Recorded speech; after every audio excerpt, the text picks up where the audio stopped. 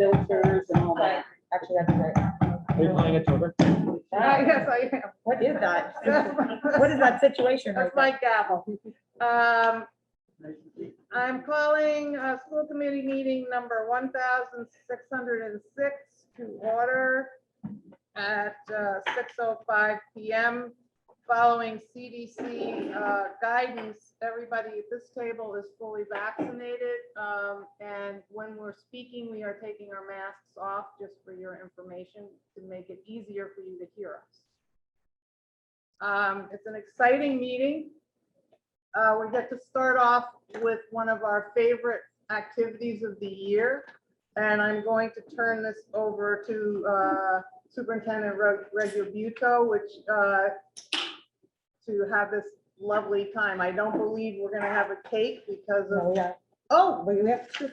I should be quiet. Yeah. Okay, let's begin. And I'm gonna get out of the way. No, so- you're okay. Oh, okay, sorry. Yeah. Take it We'll away. Sure. So, welcome everybody. And I don't know how much of a surprise we're at this point, but this is one of my really happy moments of the year when I get to take on the opportunity to award the Massachusetts Association of the School Superintendents Award. So I would like to read the letter that we're going to present and then invite our recipients up. So it is my great pleasure to share that I have selected Cecilia Caldwell. Surprise, Cecilia. Would you like to come up? She's horrified. Yeah.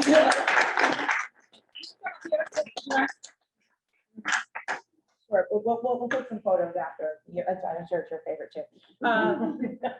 To be the Southern Berkshire Regional School District's 2020-2021 recipient of the Massachusetts Association of School Superintendents Certificate of Academic Excellence Award. I'm just wondering if they could make that longer. This award was designed by the Massachusetts Association of School Superintendents to honor a high school senior who has distinguished herself in the pursuit of excellence during her high school career. You have met the additional selection criteria, which includes the 3-year cumulative average, your class rank, in addition to my personal selection. Not only do you demonstrate an illustrious track record of academic achievements, but you also possess the qualities of an active learner, such as independent and reflective thinking, initiative, and creativity.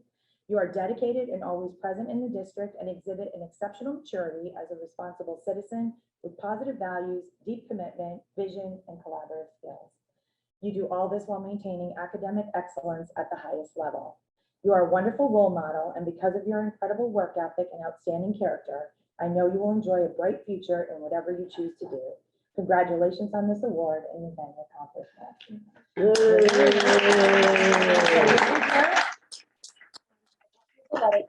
And we're going to give you some flowers and a little cake, and it's going to be okay.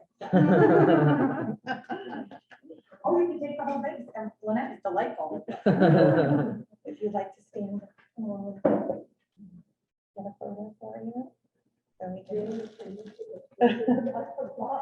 Well, we'll send photos, it's all good. Oh, I got this, this is terrible, yeah, you want the chairs in. If you feel comfortable after, you can have one without the mask. I'm fully vaccinated.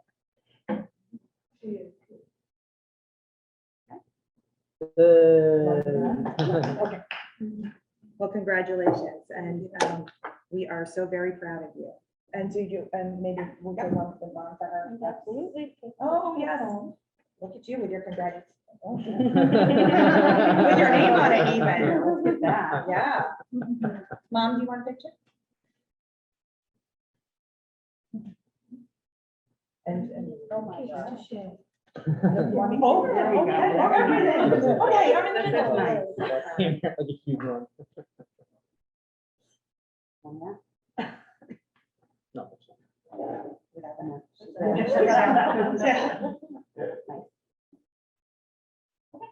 Wonderful. Congratulations. That's awesome. Because I know I'm gonna call you Cece personally, because I met her in her junior high school state, where she was newer to our district, and I had no clue that her potential was what I've seen over the last 3 years. And I'm just so impressed with how you put yourself out to take advantage of everything that was out there for you. And you've also given so much to the student body through the work that you've done. So I think it's been a pleasure and a privilege for me to watch you develop. And I'm very pleased you've won this award. Thank you. Yeah. So do you want to know how I did it? I do, yeah. I told her that you were calling some parents in to talk to students and parents about their experiences during COVID. Good for you, Wow. yeah. Well done. Good job. Berkshire. So see, I obviously did not prepare a speech. Oh, this is a surprise right now. But I did call you back today, Jane. And I missed it. I'm sorry. I was on the phone all day for a school committee, but I'll get back. Thank you. Well, if nothing else, you can enjoy cake and you know, enjoy the surprise that you didn't know about. Thank you That's so great. much for coming. I'm glad you were able to come in. Thank you. In person. Yeah, it's a big treat for us. And cupcakes for the school committee, yes. So little mini cakes, Oh, individualized. mine. Okay, do you, maybe mom can help with the carrying? Definitely. Yes. Yeah, I'll think if you want. Yeah. Thank you. Congratulations. Congratulations. Thanks, everyone. Let him in. There you go, see? Oh, that's right. You let her call in. She's sitting out there. Well, we knew she was coming. We knew. Yeah. All right. Now, we go on to the standing reports. And I will take a motion for the approval of the school committee minutes of the meeting 1604. So moved. Thank you, Jeff. Second. Second by Art. Are there any corrections, suggestions from the rest of the committee? I'm having a hard time locating the agenda packet in the emails that has the minutes attached. Can anybody help with that? There was multiple agendas that were sent and there was Sandy's report, but I can't find the agenda packet with the minutes. It looks like you all have a hard copy. I'm looking it up right now. Yeah. It is on the website area. The packet. Can I The packet's withdraw on my the- motion to postpone the review of minutes until the next meeting? Because they haven't had a chance to review it. Yeah, how many who don't have a packet have had a chance to read them? Can you raise your hand? No, they haven't. Okay, so I think we will table the approval of minutes until our next meeting to give you the opportunity to read them. I don't think that puts us in any jeopardy of being not timely in approving them. Thank you, Carrie Ann, for bringing that to our attention. Was there anything else in the packet though for tonight's meeting? There were, no, you got the budget transfers in another email, and you got the Sandy's letter. Sandy's letter, and I think that's, there is, The handbook was part of the packet. The packet is on the website under. Tonight's You meeting. can go Let look me send it. at it right now. It's on the website. if you go to the website, you can get it up now to be referring to. I can get the Uh, packet there. Okay. Yeah. Lynette's gonna tell me the steps you need to take to get it. Want to come up and shout at people? Go to the school committee tab on the website. And then scroll down to the bottom where it says school committee minutes, agenda packets. And then click on that tab and it'll bring you to tonight's meeting where it has the agenda and then next to it, it says packet. If you click on the packet, it'll open up the packet for tonight's meeting. Great, thank you. I didn't realize that that was down there. Yeah, that's where all the packets and the minutes are posted in that section.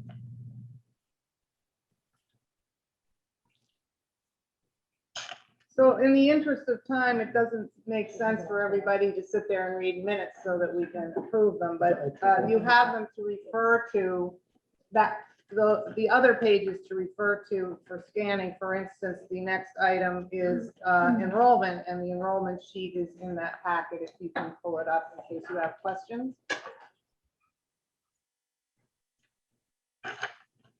The enrollment's on page 3C. You can see total all schools is 653 students, down 3 as of May 1st, 21.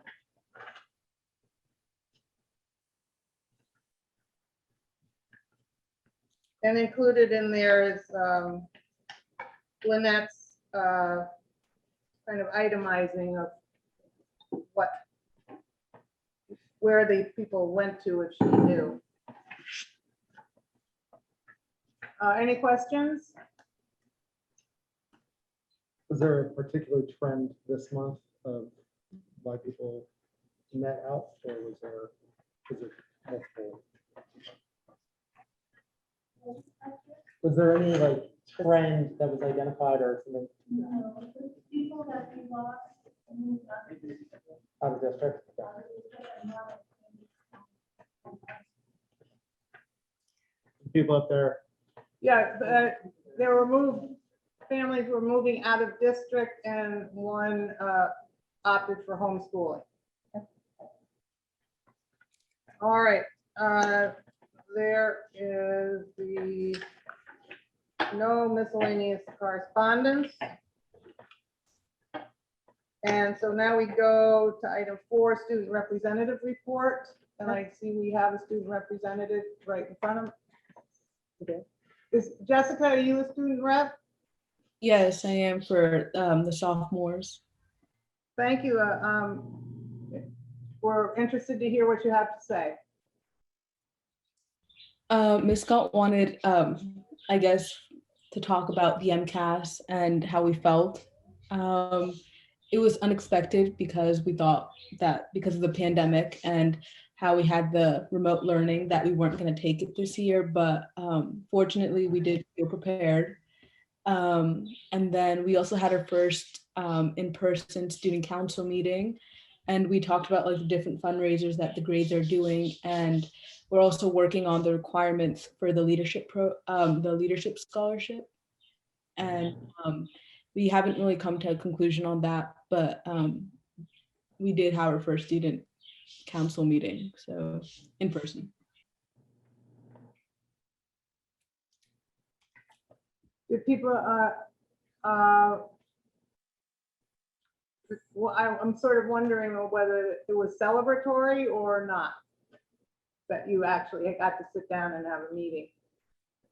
Well, we did have pizza and everything, but we mostly just talked about, I guess, like the different things that were going on in the grades, and I guess you could say it was celebratory, but it was mostly just like discussing and bringing what we had to the table.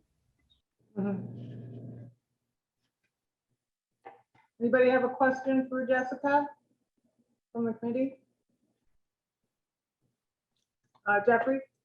Jessica, could you speak to the last thing about the leadership? A little bit more about that project that you guys were working on? Well, there were some suggestions that the student council would nominate, or I guess choose the person to get the scholarship, but there was also like conflict with it because it wouldn't be fair to the members within the student council meeting who possibly deserved it as well. So they're still undecided about who and how gets picked for that scholarship.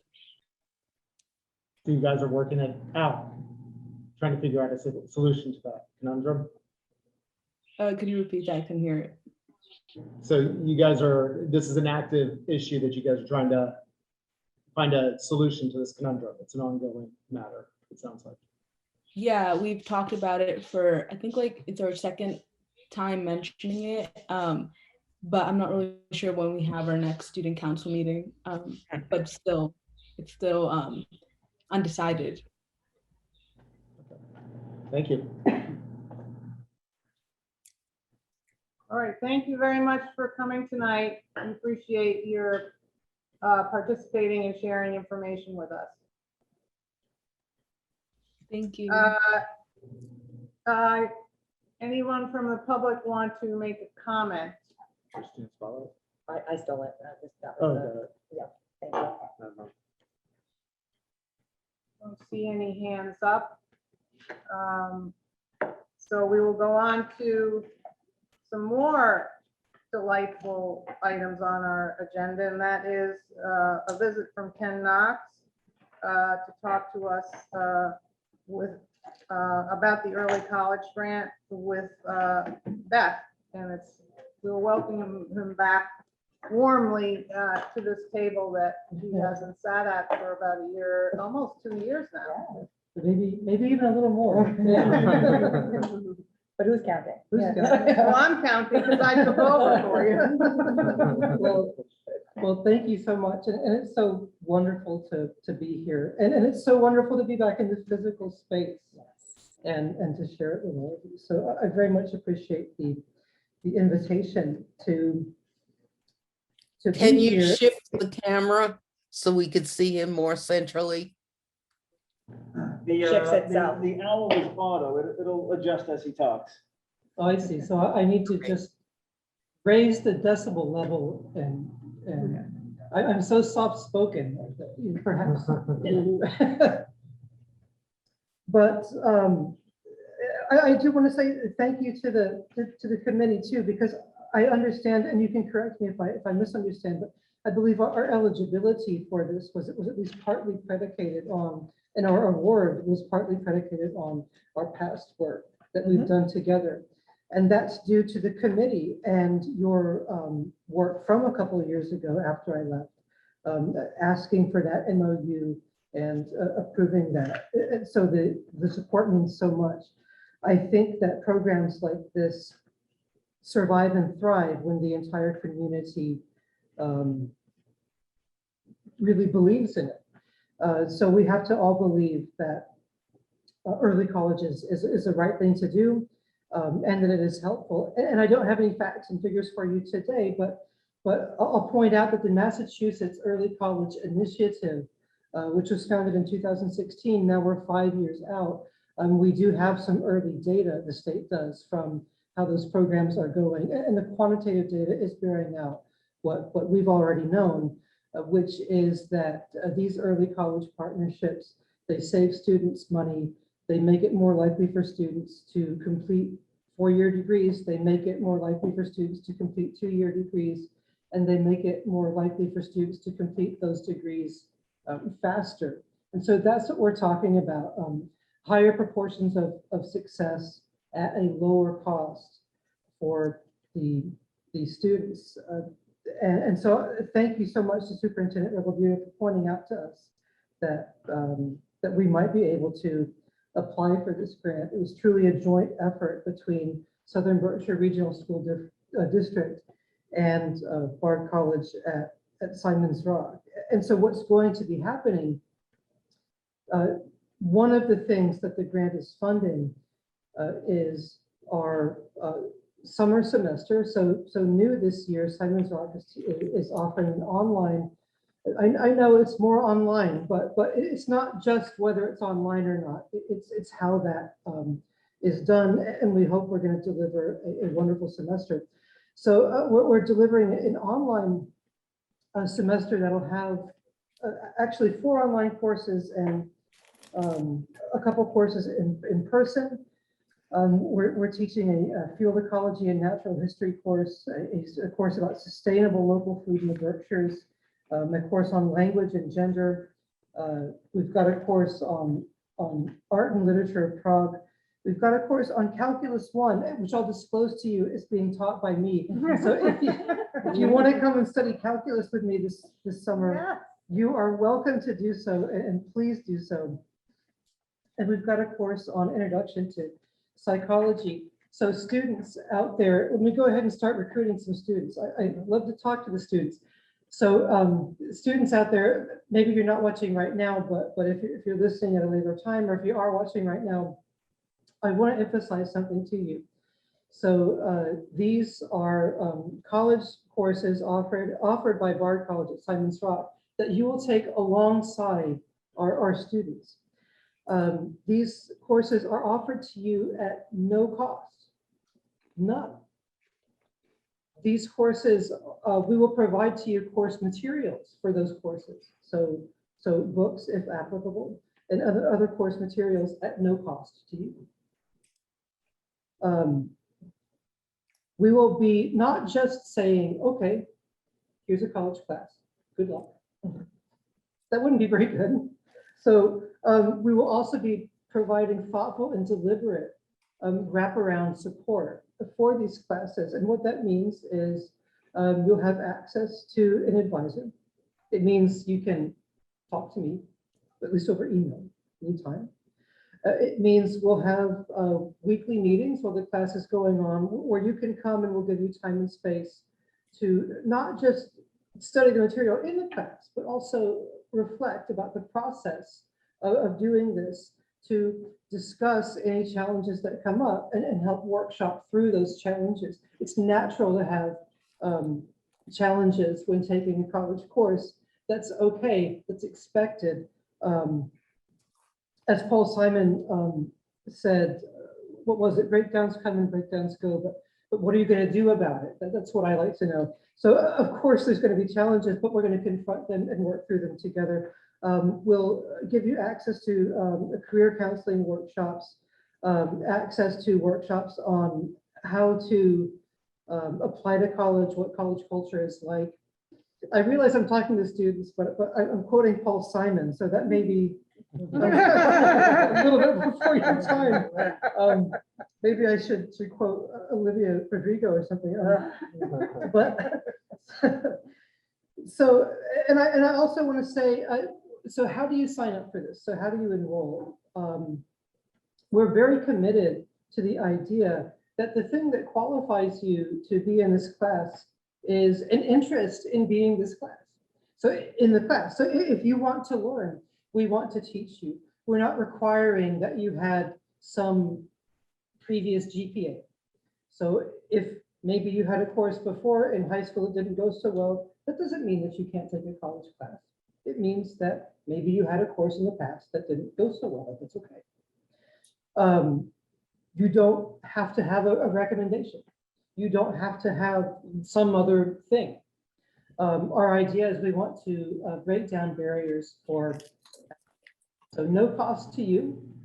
And if you're interested, give it a shot. And you might say, well, what if I start taking the course and I want to maybe put it on pause, take a break. Maybe I've realized that I don't have the time commitment that I thought I did. And by the way, these are typically going to be 5-week-long classes, and we do recommend you block out about 24 hours per week of study time, just to make sure, including your time in the course and your time in office hours, just to make sure that you have enough time to really work towards it. But if you want to take a step back, you can do that. You can drop the course for the first, say, 4 weeks. And of course, I'd like to talk to you and know what happened and how we can help. But it's not like we're going to charge you money if you did that. It's not like we're going to charge you for the books if you do that. And if you drop the course, it's not like we're going to make some record that gets passed around that has a negative thing on it. Of course not. So if you're on the fence, please give it a shot. That's what this program is here for. It's here for you to understand what college is, to get an experience. And even if you're not ready for it right this second, consider this. You might become ready for it by joining our program. You might have a rocky start and a great finish. So this program is here for you. And I know the district has worked so hard to help make it happen. And I hope that you'll take advantage of this wonderful opportunity. And we are planning to work together into the fall and spring and continue working together. And we hope to create an early college pathway that will be available to district students in the future. But for tonight, I'm principally talking about the summer.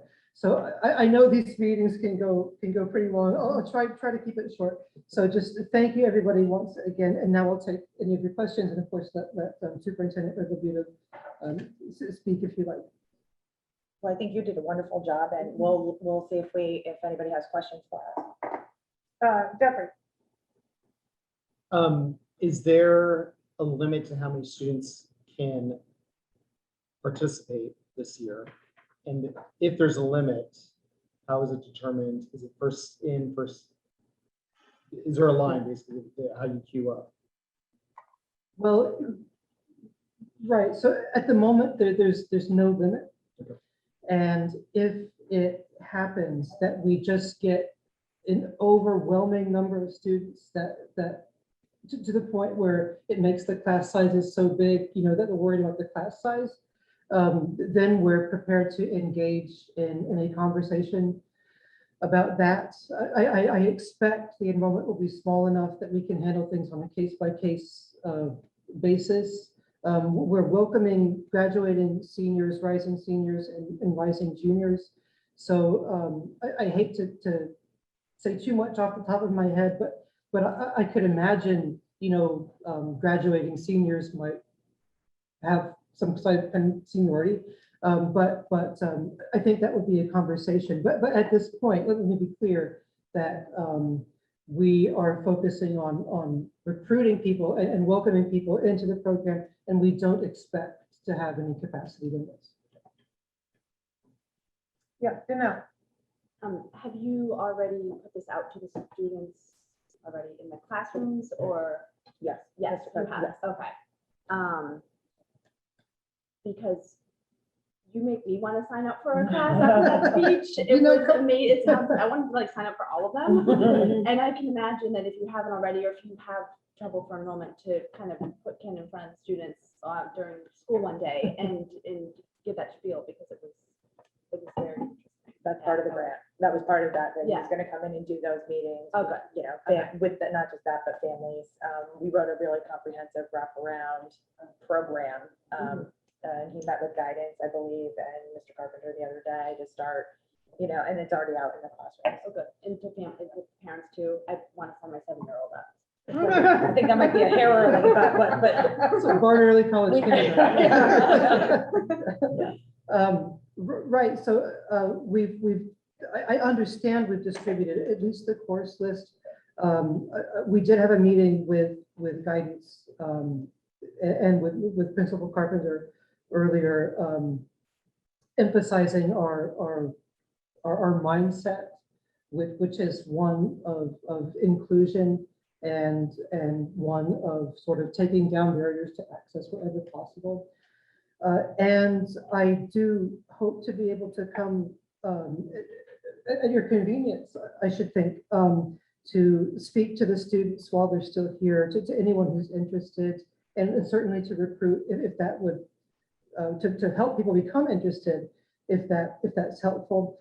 And also we recognize that these programs succeed when we have authentic two-way communication with families too. So I welcome a chance to speak to students and families. And as Beth said, Superintendent Interview said, sorry, we're just so friendly with each other.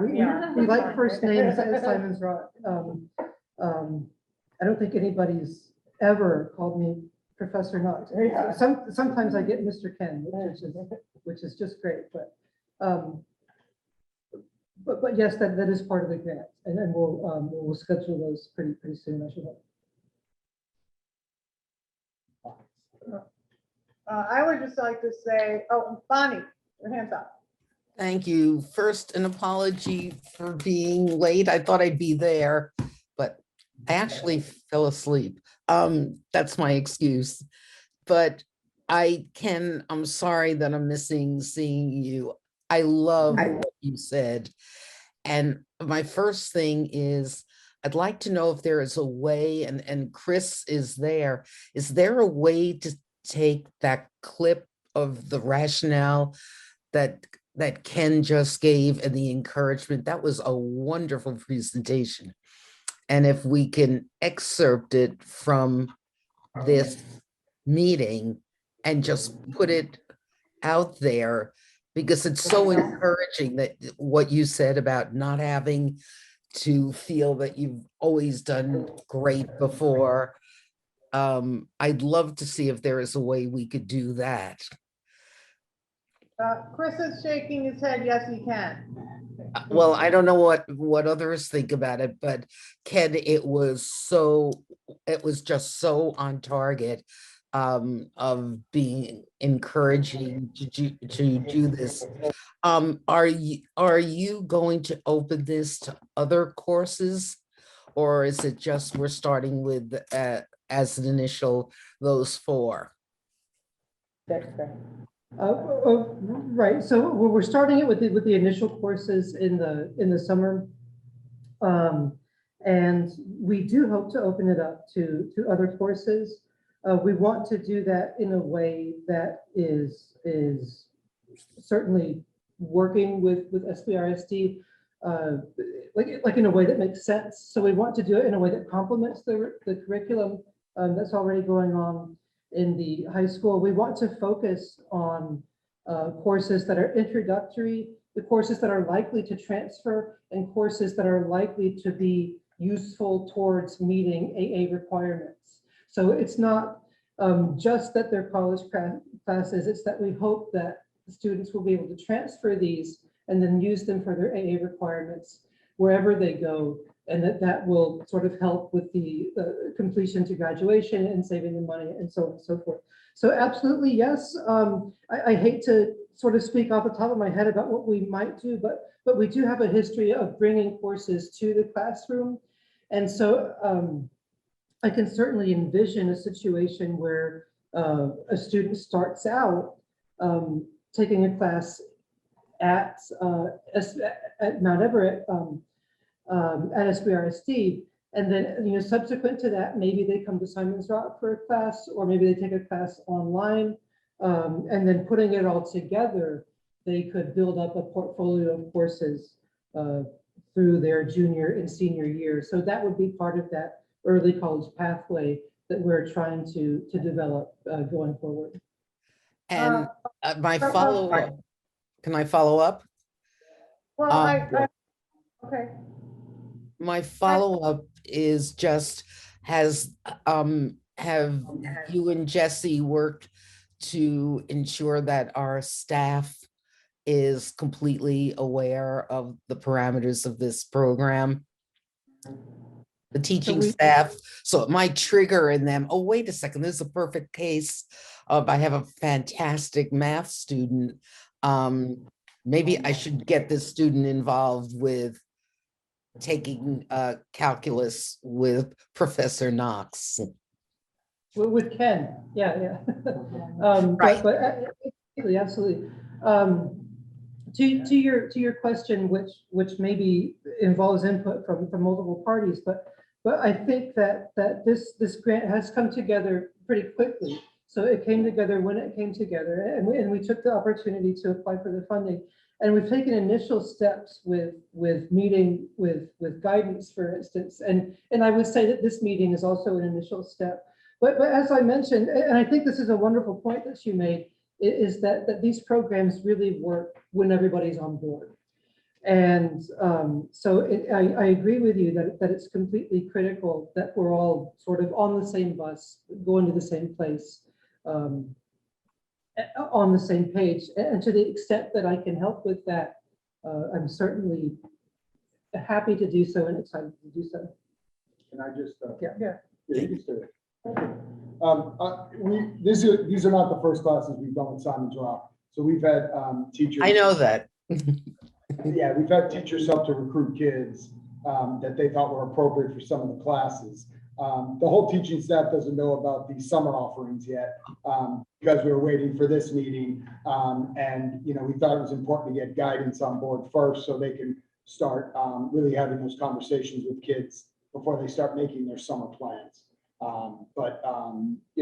I sent a newsletter, like a weekly email out to staff that I'm going to share these course offerings, and then from there we'll have teachers do the same thing, talk to kids individually that are passionate about those subject areas. Great, thank you. I'd just like to say this is this came to us as an opportunity of something we put together when we did the Student Opportunities Act, that the state flagged us as this is one of our initiatives that's in our strategic plan. So, everything ties together. So, everything we do, all of our work is always aligned to that strategy for continuous improvement, therefore our school improvement plan. So indirectly, people should be, because these are the mantras that we're talking about every day as we go through our work. So do they know the specific classes? Not yet, but they will. And timing, like everything, this has been, they just gave it to us. So we're working within weeks of developing and getting it on the ground. So I'm really, we're really pleased that we've been able to pull this together to this level. And I believe, talking with Mr. Carpenter, there is already some excited interest. So I'm happy about that. Art, did you want to add anything? Yeah, I think this is a phenomenal idea. And I think if you come to the school and present this, you'll have overwhelming, you're just, the way you presented this is just absolutely great. So I think if you come to school and present this, it will be moving forward in a good pace. Thank you. All right. Well, very exciting news. And, Carrie Ann, hey, Simon's Rock grad, a question. That's true. I'm just, congratulations. I think it's a great opportunity and great work on everybody who put the grant together. I was just wondering if you all could just give a little context of the grant itself. Is it just for this summer? Does it continue for multiple years? What can we expect from the grant? So this was an opportunity that was specifically directed to us from the state, based off, as they looked at the Student Opportunities Act, those of us who we weren't getting any additional funds out of the Student Opportunities Act, this was their way of these initiatives we were doing on our own. They kind of gave us a little bit of a push and said, hey, we do have some funds available. Why don't you apply and put together the thoughts that you had from your own plans, and we might be able to fund it to some degree. So our original ask, which I think was max, a grant was around 55,000, and we were granted 30 for the summer programming. So we built our program accordingly, but this works towards the early college designation, which would be the next phase of that. So this is just the summer program. The 30,000 is just for this summer. And then we're going to be working on our next phase, which is the whole designation, which would be year-round and a continuous, hopefully, grant process. Thank you. All right. Any other questions? All right. Very, very exciting. So gratifying to hear about such a well thought out, equitable, inviting opportunity for learning. Just fantastic. Thank you all so much. Thank you for Thank you. coming. Yeah, I feel like clapping. Really. Feel free. I'm going to. Celebration of excellence. It's very heartwarming. Yeah. Yes, have a Public cupcake. speaking. You got a cupcake. So now going on to another thing that we look forward to every year is the graduation and end of year awards. And Jesse's here to take us through the changes to the in-person activities based on what we began last year, but seemingly expanding somewhat. So thank you very much, Jesse, for making the plans. Thank you. It's written up in your packet. I imagine that Jesse's going to give you most of the details, but it is in writing in the packet, which is online. Well, I was- we gave it to. Yes, so I think everybody received it 2 weeks ago, prior to Oh, okay. previous school committee meeting. I wasn't planning on going through each part. What I did want to share was that we did, Beth and I did talk with Martin Mitzoff from the Sheffield Board of Health and got his blessing with all the things that we were planning. We also, Beth shared it with the other Board of Health from our other district towns, so that they sort of knew what we were planning. And so we feel comfortable with this. Martin certainly was comfortable with our plan of moving forward for some of these activities. And so we're excited about them. And I'm happy to answer any questions if anybody has anything specific about the senior awards night, the graduation, or some of the other additional proposed usual end of the year celebrations that we do.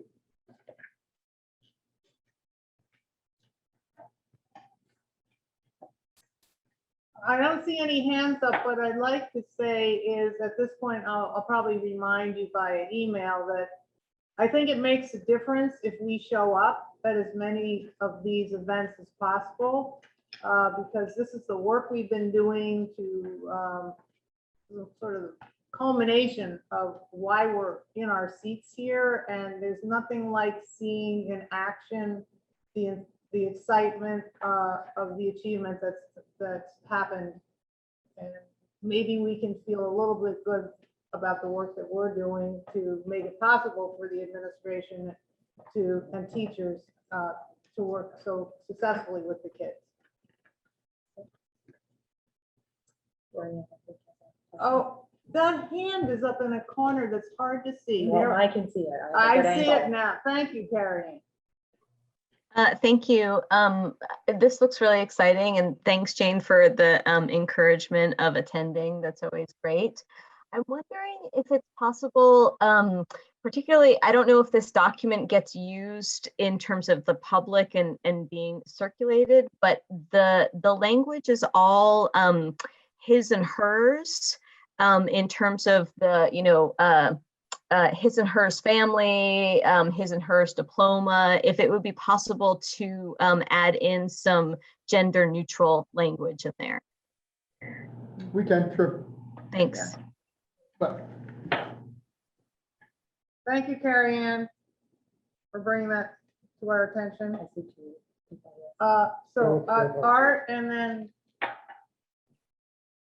go The ahead. prom, do you think that's gonna be a realistic goal to have that here? Yes. Yeah, and I think what we've talked about is we're using the term modified prom with some things like some games that can be played safely, things like cornhole and some of those types of things with pens, sanitizing stations, line dancing, things like that. With the tennis courts, we have the ability to sort of put out markers as far as where kids can stand. Our goal is really to give students a chance to sort of have the best experience, knowing that it's not going to be the real prom experience. And so, one of the things we've talked about is giving them sort of a takeaway treat, cookies, whatever, because we really can't eat there. So like at the end when they left, they'd all get like a take home thing. We're talking about not charging the kids. I mean, normally prom can be anywhere from $50 to $75 per kid. Just some, our prom advisor, Victoria Album, has done a really nice job kind of thinking outside the box, getting a faculty member here to sort of DJ and do some things that I think the students will find really fun and making the best out of what is a difficult situation when you try to do these kind of activities. The advantage that we have obviously here is we're small, and we'd only include the junior and senior class. We wouldn't have guests, and out on the tennis courts we have lights so we can do it at night. We think it's going to be a fun way for the kids to have something that we didn't really think would be an option this year. And I think the kids would appreciate it. I do too. I think it's awesome that at least they get to celebrate something. That's the plan with all these events, is that, we want to try to make it as close to the real thing as possible. And it was tough last year because we were not able to do a whole lot. We were very thankful to have a graduation that was live and in person. And as you can see from the plan, this year's would include a few more guests and a few more opportunities for the students. And if we can do some of these other end of the year things, I'm sure you saw in there the NHS ceremony. You know, kids got in last year and we couldn't properly induct them.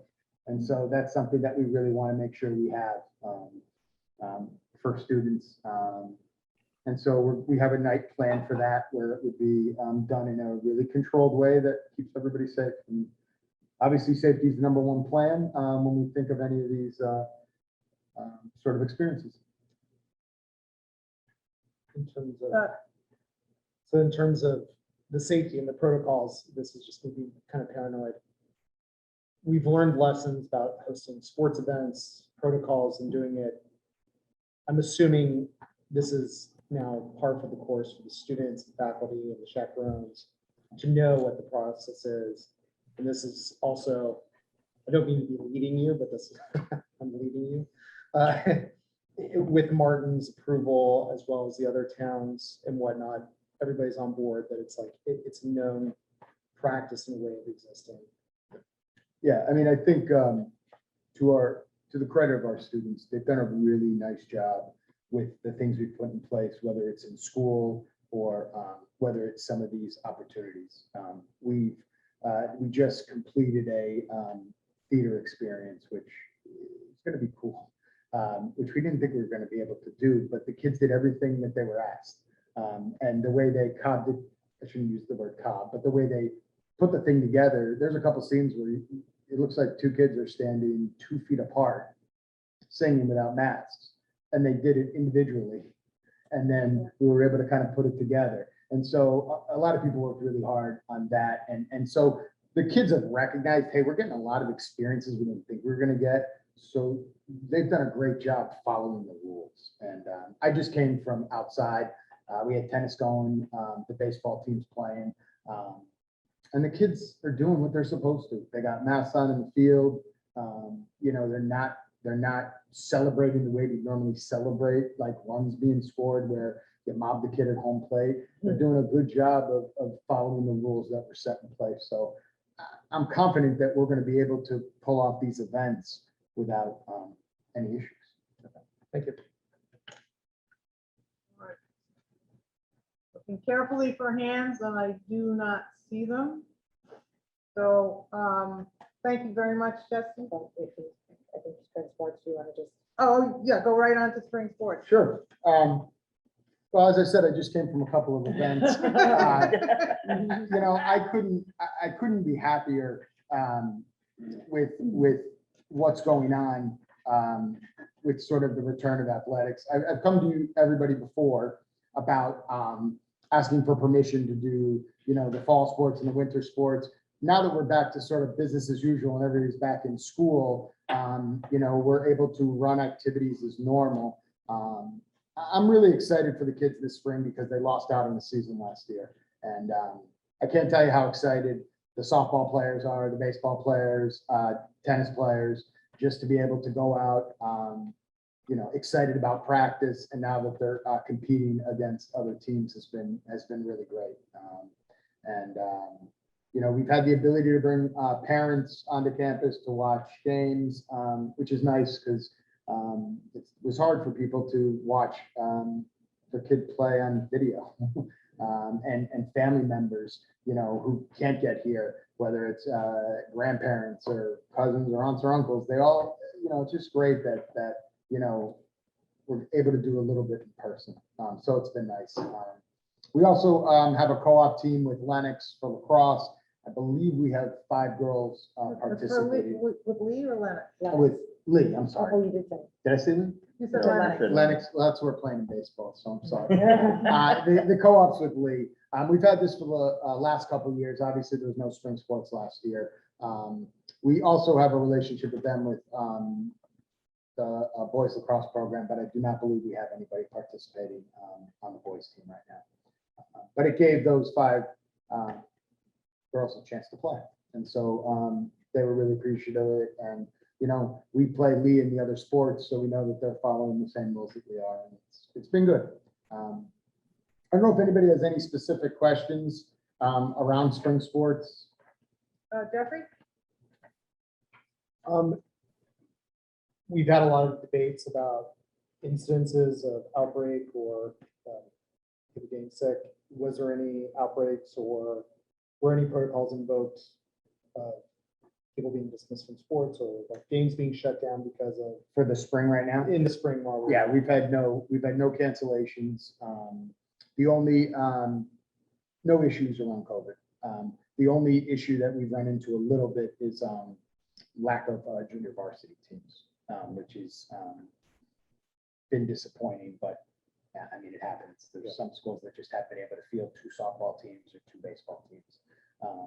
And it has nothing to do with COVID, just fewer numbers of kids went out, which I'm happy to say here was not an issue.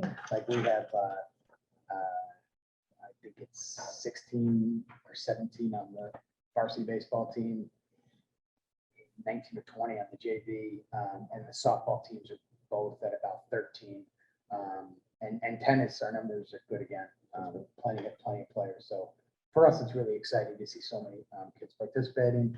And it's on the heels of the theater experience we just did. And we have quite a few kids that do both sports and theater. So it's it feels like almost back to normal in terms of our extracurricular activities. Yeah. All right, seeing no other hands up. Okay, we will go on to, thank you very much, Jess. Thank you. How many hours? Days we have. We're not starting to count yet, but the seniors are starting to count because they're getting close. Yeah. Which is great. Chris will be giving us a presentation about excess and deficiency fund situation. Sure. So we have the E&D balance as of the end of FY20. It came in at $608,238. This is actually a couple $100,000 less than we expected to come in at. There were an abundance of things that needed to be corrected, both in revenues, where they were posted, and some year-end entries that were not done at the end of last year. And so these have all been corrected, but unfortunately it did affect the balance of the E&D. What we're looking at here is, we budgeted $500,000, so we are still obviously in the positive as far as that goes, just not as much in the positive as we had hoped to be. I don't know if anybody has any questions on this. I'm certainly happy to answer them.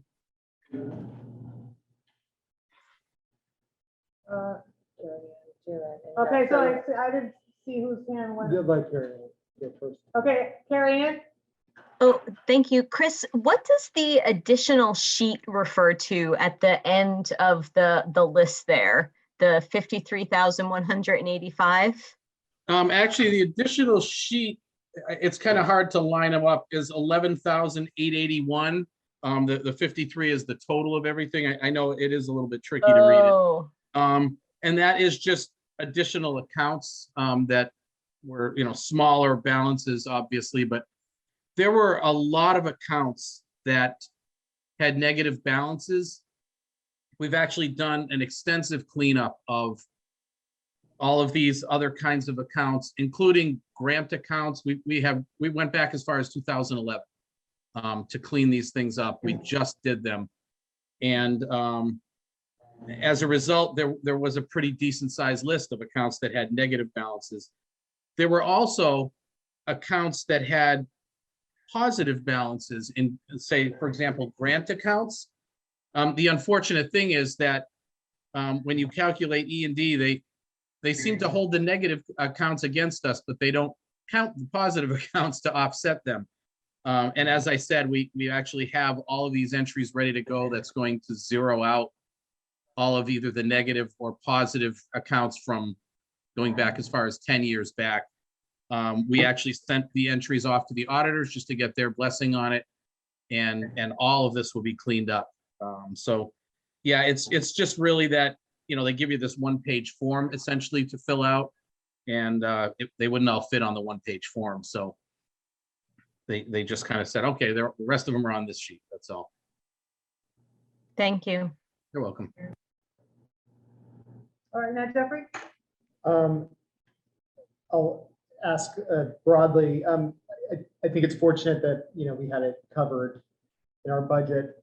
Looking forward into the next year, what's the learning opportunity, so that, we don't get surprised by this in subsequent years? If you could add a comment on this. Yeah, there are a couple of things, obviously, that are to be learned by this. I am not advocating trying to sway anyone's position, on say the business manager position and who fills it. So I just want to make that clear. But we came in at the end of July 2019, so we came in for FY20. Then we had, up until then we had one business manager. Then we came in. Then there was another business manager that started in July of 20, and left in October. And then we came back and filled in for that person. So I think what's really needed is a continuity in that position, so that as the books, for lack of a better term, are handed off, almost like, I'm kind of on the fly here, but if you have like a relay race and you hand off the baton and sometimes it's dropped, that seems to be what happened here. And it could also be just that, and again, I don't know this, so I'm really just kind of guessing. But when David came, David was from Connecticut. It's possible that he wasn't quite sure of the, how things had to be done in Massachusetts. I don't know, because I didn't get to work with David at all. He was gone before we got there. But when you have all of those items, I think the continuity is really just a very important thing. Thank you. I don't disagree, but I would also say that I think the job is a big job. And, when we were working on, I would say the last year when our full-time business manager who had been here for a long time and did an excellent job was here, we had her working on revamping the formula, which was consuming. And so as you can hear, there's a lot of little entries of stuff that's been left over for lots of years. That's something that you do when you have free time, which, as you can see, we don't have a significant amount of free time. So a lot of these cleanup things, it's great that we're getting to that. The consistency absolutely helps, but you can't always estimate. The auditors are 2 years almost behind, they're working to get caught up now. So due to COVID. So I'm not particularly worried. I mean, we're covered and all that. But, we were giving a best estimate with kind of 2 years of open items, not really knowing. So again, this is a picture and a point in time, and it's, we're fine as we move forward. So it's good to know, but some of those little things, like it's not really a material concern, $11,000 in clearing entries. That would be material, important to do, but not material. So not to worry anybody or have anybody be excited too much about it. So, but it does affect, they won't let you have any negative balances. So they wipe those out and then, flip it into the next year. Okay. I will say, if I can just add that we've already made some of those year-end expenses, not expenses, entries now. So that way there's no chance of them being missed, whether we're here or not, next year. We just wanted to make sure that these things were done and done early. So that way, there is no, oh, what happened here? All of a sudden, as you can see, that happened with this calculation. So we've already done that. And that way going forward, we're in good shape as far as that goes.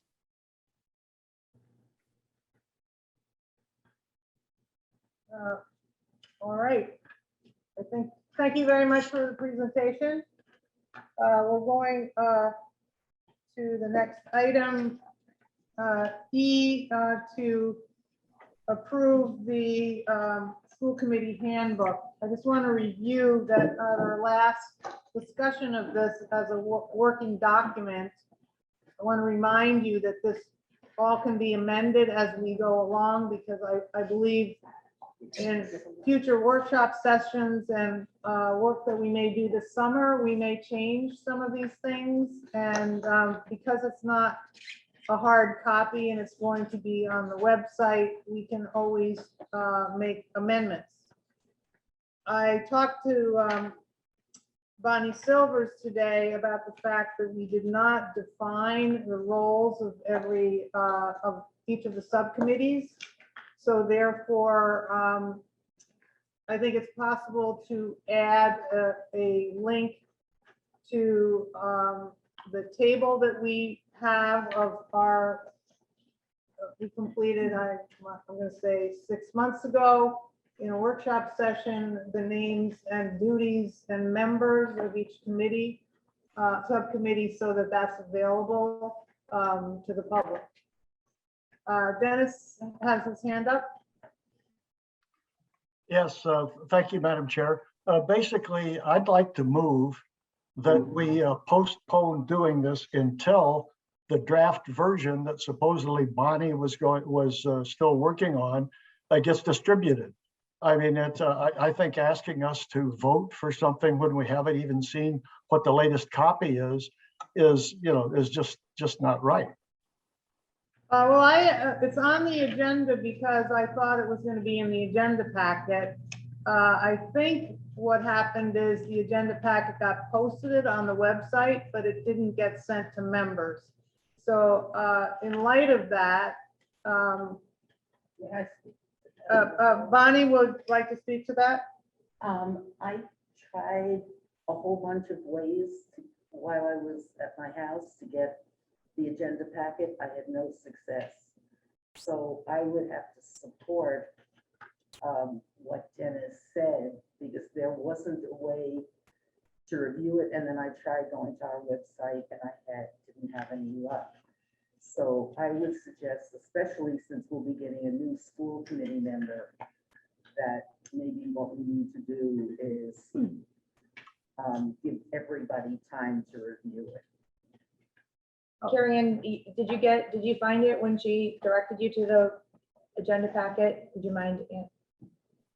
Yes, I found it. My confusion was that seeing Bonnie there and that Bonnie was just not there. So that was my face. No, I just wanted to make sure because she walked you through it. Could you find it? Because this isn't a new process. So I just want to say that the agenda packet is always posted there and it's been that way. So this isn't new. So I'm getting worried about the fact that people are saying they can't access it on a regular, I think that people, I think it's true that we haven't made it clear enough that if you don't, we never stated at a meeting that I've been at, that if you don't receive the agenda packet, you can access it on the website by this method. So I think it's great that that's now clear.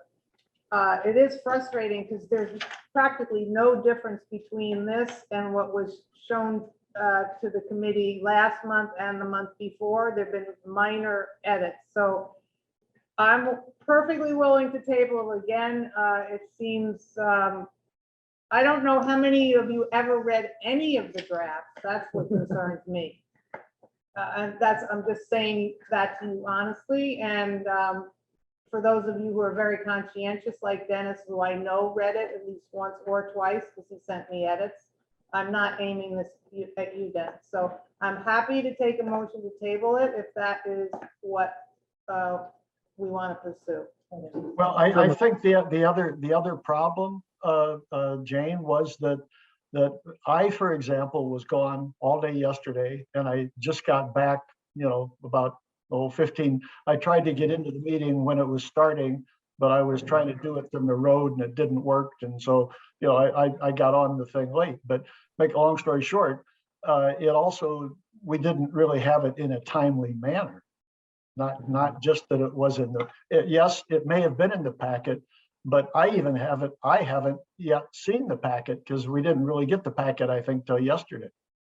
Okay, so Jeffrey's going to make a. I move to table to next meeting. Do I have a second? Second. All right, any further discussion? All right, I'll take a roll call vote first with the people in the room here. Jeffrey, Yes. Danil, Yes. Arthur, Yes, Bonnie, Yes, Jane, yes, at home, Dennis, Yes, Mary Ann, Yes. Anna, Yes. and that's it. And Bonnie is doing voodoo. She's in 2 places at once. so- All right. So I really hope we get this ready because the orientation of members and the clarity of our statements and information sharing is critical to the success of this group. And I really hope that we can get it official. And by then I will get the cover that Carrie Giordano has designed to you as well. So it has all the graphics. I think you should introduce that. What? We don't need people to argue over a cover. No, just so you can appreciate it. Okay. So now we're going to the business manager's report, item 8, and we need to approve some warrants. Do we have any warrants? yep, Yes. yeah. Chris is up. 8A. Yeah. Chris is putting it up. No. Chris, are you ready to go with warrants? I'm ready to go. Were they in their packages, the meeting package? Yep. They're on 8A.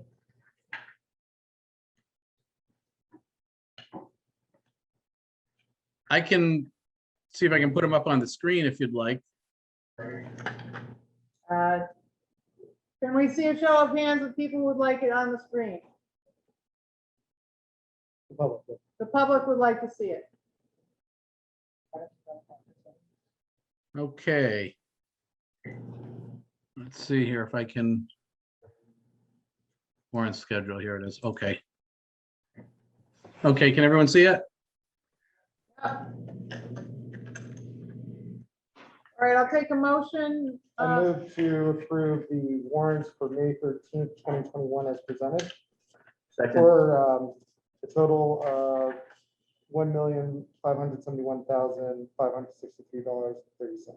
So that was Jeffrey making the motion and Arthur seconding. Any questions for Chris?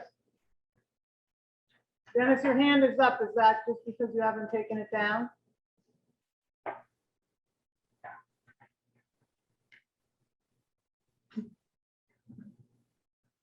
I guess so.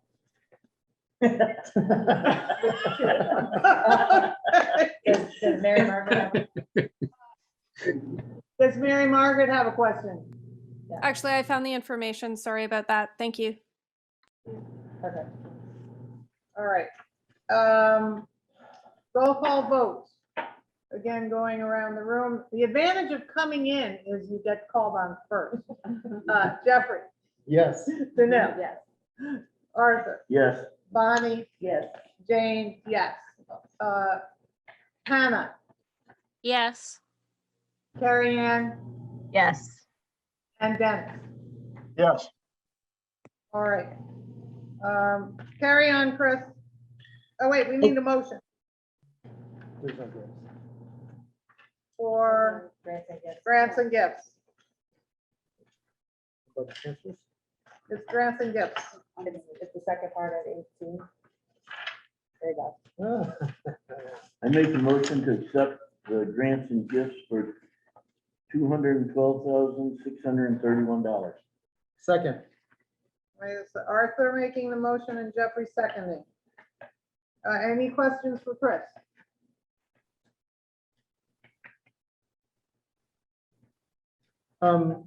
Chris, I should probably know this. How is the regionalization grant going to be distributed? Is it going to be all up front or? So we're doing that. So it's based on the expenses that come in, like, oh, you mean from the state? The state. Well, it came in and then as expenses are, then Right, they have to, submit. they receipts come to stuff. our office and they go through the process and upload it and we draw down. But right now they've at least given us the initial 10%, I believe, is what's available, but we don't have it I think we paid $350 of expenses, so. May I ask another question about that? Sure. With the towns going through, voting through, making awards for, or like making contributions for this, will it also be housed, the funds through SBRSD? I'm gonna guess no. I'm gonna guess they've been using Berkshire Hills as the lead from the first grant. This one was specifically, we were awarded as the lead. Yeah. But I'm gonna guess that they probably will not put the town money in there. All right, well, maybe we'll have a report on that after the town meetings are over. Okay, and the third We have a motion. vote. Oh, sorry. Roll call vote. Jeff, Yes. Danelle, Art, yes.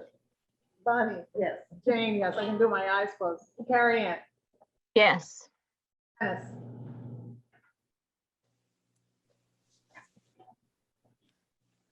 Dennis, I can't hear you. Yes. Hannah, Yes. all right. Now on to the third motion. This is on budget transfers. I move to do the budget transfers dated May 6th, 2021 for a total of $138,566.80 as presented. Second, Okay, so Jeff, motion, Art seconding. Any questions for Chris on this? Chris, any comments about it? No, not really. This is basically your typical kind of cleanup, just as the year goes on. Obviously, some accounts get overspent, others are underspent. And so this is just really to bring those negative accounts back up to a zero balance. The one item I just wanted to bring attention to, I guess, is the school choice amount, where I guess it's not really an expense, but that's the way we have to account for it, was about $73,000 higher than what we had budgeted for. So we are transferring the money into there just to, again, to zero out the account. But no, other than that, it's your typical house cleaning end of the year entries. Thanks for drawing your attention to that line. Can I ask another question about Sure, that? go ahead. About school choice, that's the funds that our district pays to other districts for kids who go to other districts. Is that correct? That's correct, yes. Okay, thank you. All right, we'll take a roll call vote and I'll switch it up and I'm gonna go out into homes first. Carrie Ann, Yes. Hannah, Yes. Dennis, Was that Dennis? it is, Dennis is not here. Yes. Okay, Art, yes. Bonnie, Yes. Jeffrey, Yes. Danelle, Yes. Jane, yes. All right, we are finished with finances. We are going on to unfinished business, which we don't have any of. So we can go on to the business with the district member towns.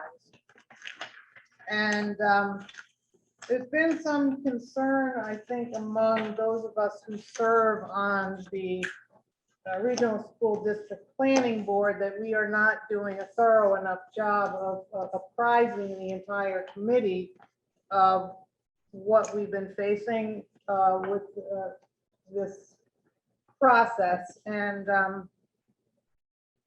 I think that I'm going to give members an opportunity to chime in. I want to remind you, I think I told you in March that I brought to the planning board the concept of formalizing our behavior as a public body, to have elections annually, to define the roles of the elected people, and to also define the expectations of the members in terms of behavior and participation. Only the 4 of us from the school committee voted in favor of that. No, and George. And George, who's here, voted in favor of that. The rest of the people, there are 24 of them, voted against it. So we are still in the state of having a chair, vice chair, treasurer, and secretary with no roles defined, and so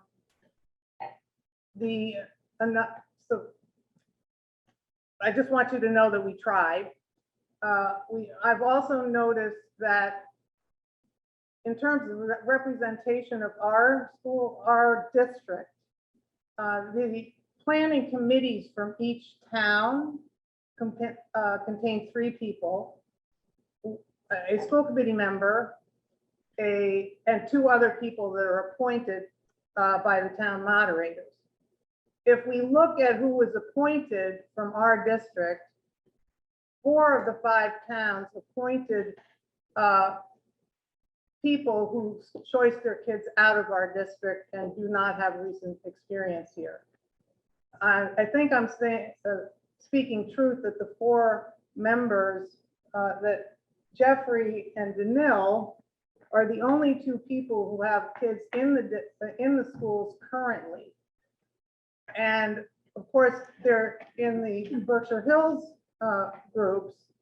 Since there's not been very much choice out of there to here, none of those people have experience with our school district. So I think we have a sense that we are being underrepresented in terms of the reality of our current school district. And the subcommittees that were formed to deal with education, finance, and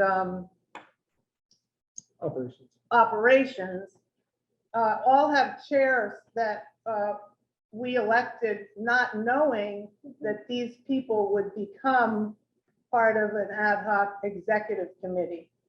For instance, in our education subcommittee, we elected somebody that was not education, but a wonderful communicator and fair-minded person. But if we had known that that person was going to be the one to evaluate who which consultants would be hired, I think we would have made a different choice in who the leadership would be. So as we go along, we feel that you all would benefit by attending as many meetings as you can that are publicly posted when that has been sending them out, because we need direction from you and your perception of how you think things are going, so that this gets done in a way that benefits our students and keeps in mind the values of our district. I think our members have spoken out and have been voted. Anything that we have suggested pretty much has been not approved by the larger body. So I just want you to know that going forward. And now that I think I've spoken enough, and if anybody else from the committee or who's on the planning board would like to add anything to what I said, and if anybody on the committee has questions for us, I think it's time for us to really pay attention to the implications of what's going on.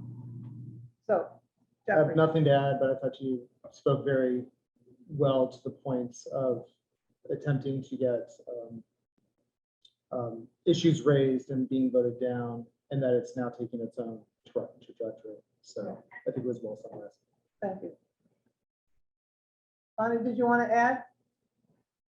Well, as I've expressed many times, my concerns are. Can you speak loud enough so the owl will go toward you? Okay, my concerns very much relate to the fact that I don't believe that the direction we and our superintendent have taken our district is reflected at all in this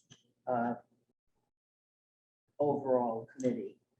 I've attended several of the meetings of the executive committee that calls themselves Funding Source.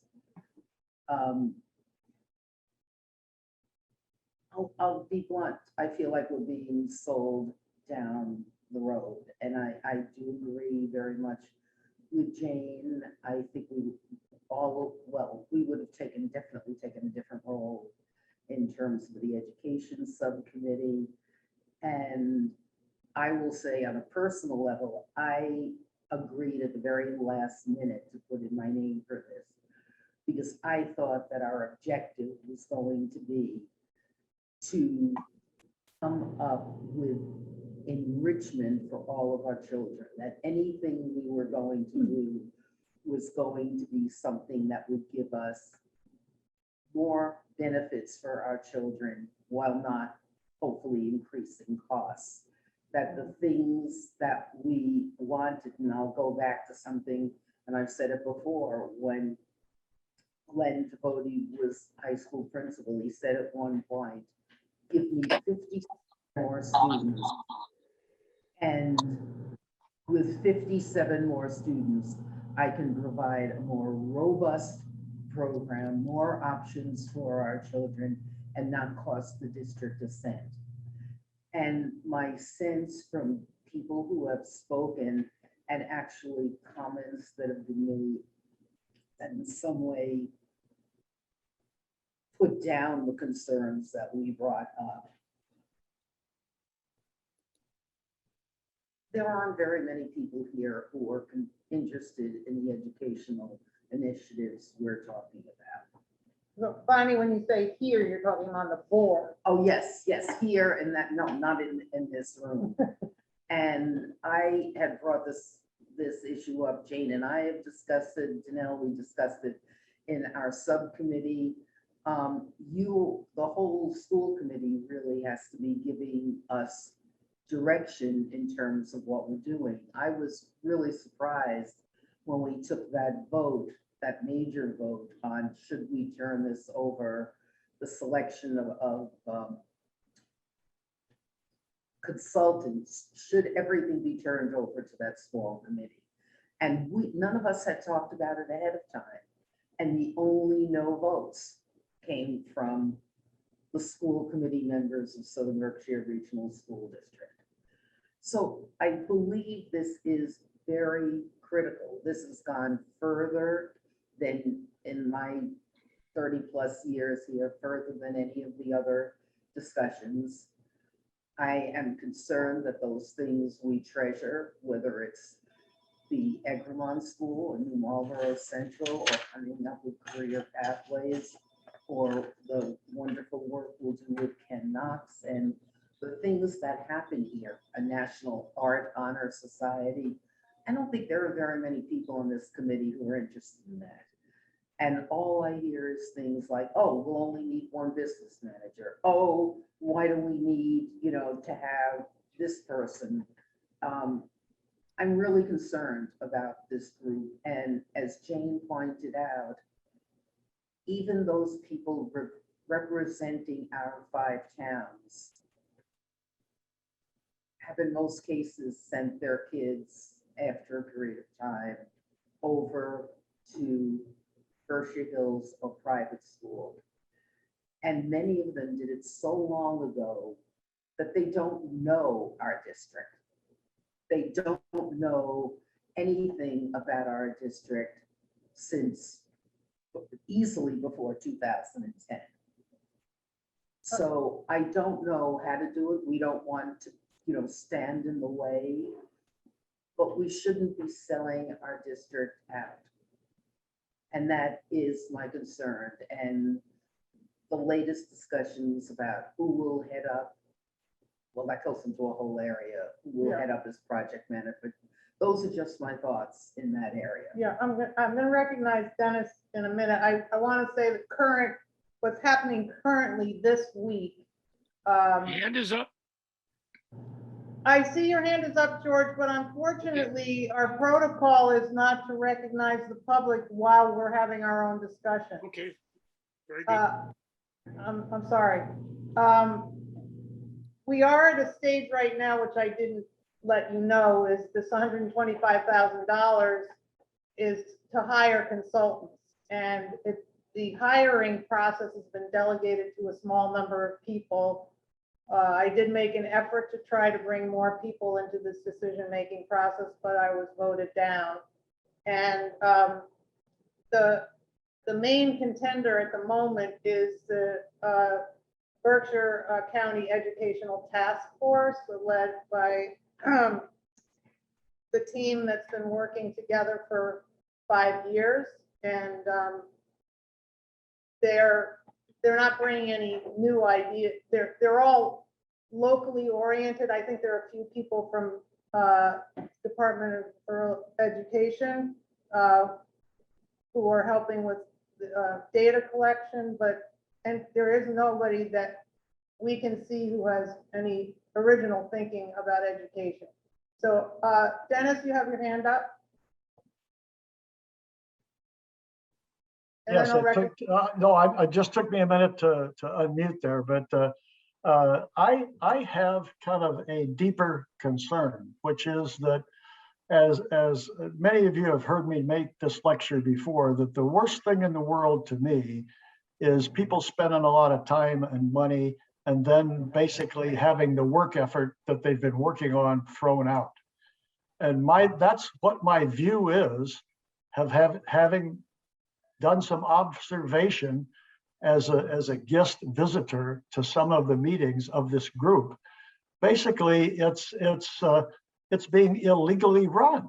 I mean, I've been to multiple meetings where basically people that are not members of the group are recognized as members, and it's not like you have a person there that's an expert in an area that a member of the body says, well, let's see what so-and-so thinks about that.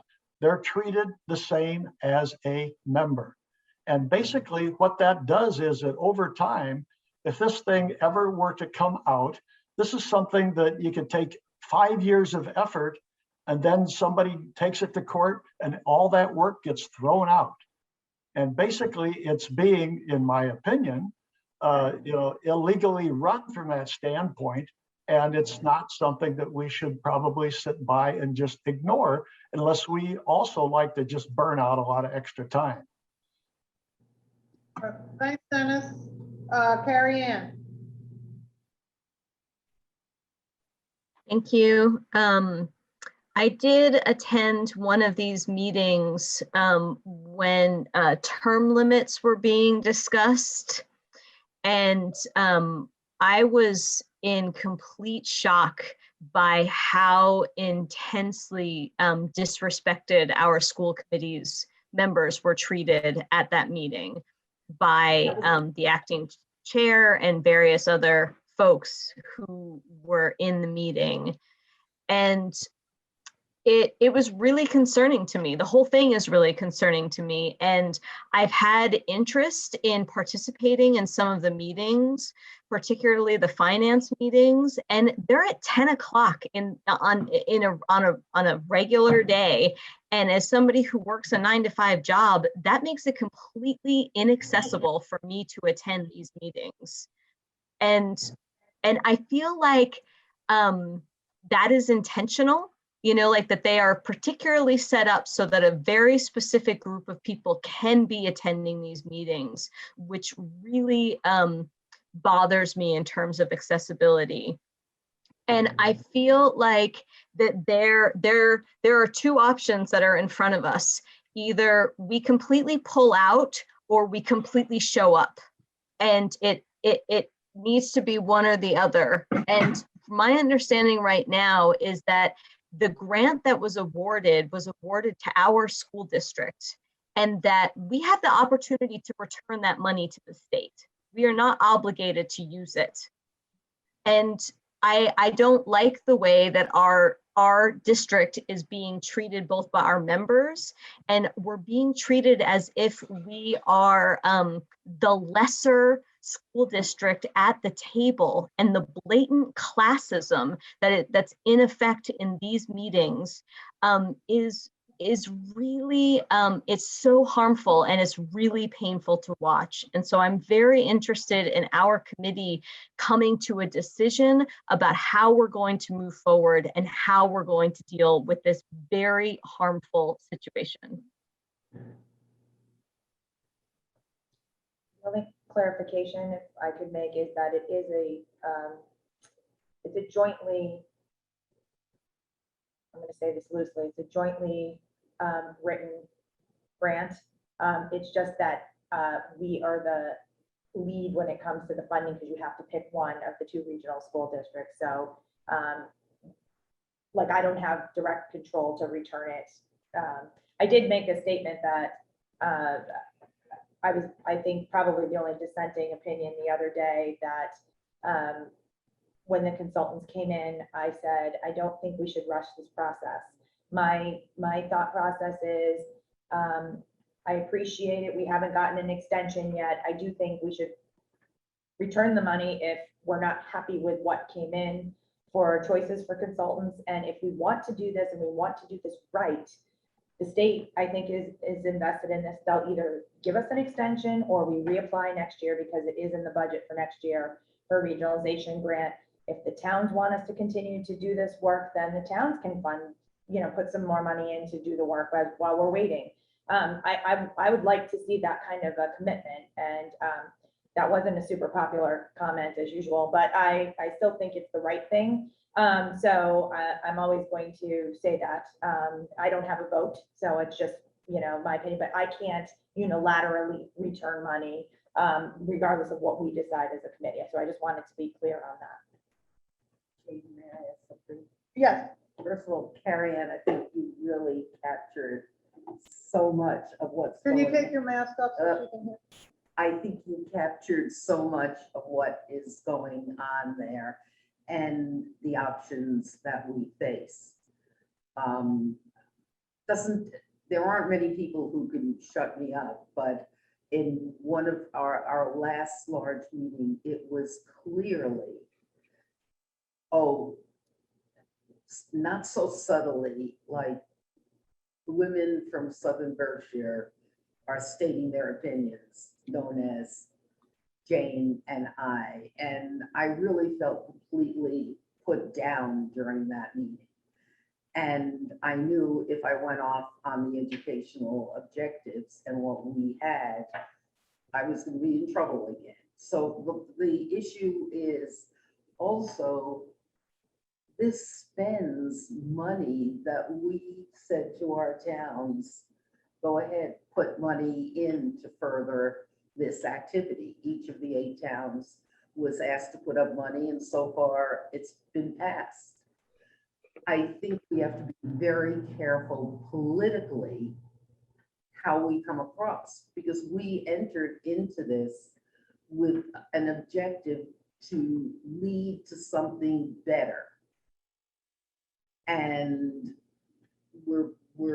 we had said even before this last small meeting, we said we've got to bring this to the full school committee because the 4 of us don't have any, we're 4 representatives on the whole larger committee.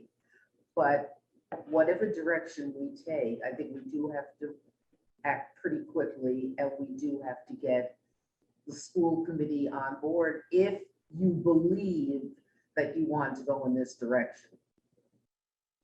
Dennis?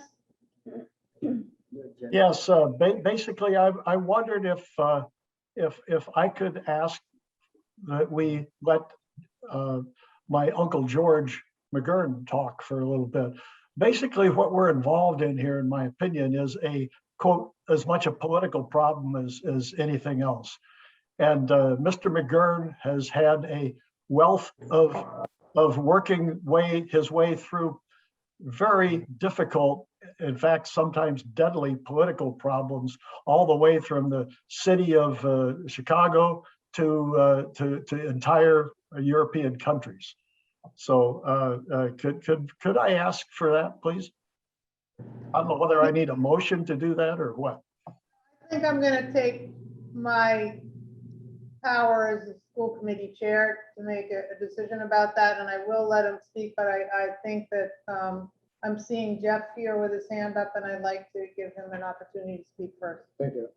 I think this is a mistake just because of the standard of, I'll defer to your judgment. What's That I think that just like in the sense, like we have a lot of pressing matters and all. We have a forum for public comments, and maybe we table like Mr. McGurn can at an appropriate time when it's public comment, or he's been invited to speak at a time, but not ad hoc.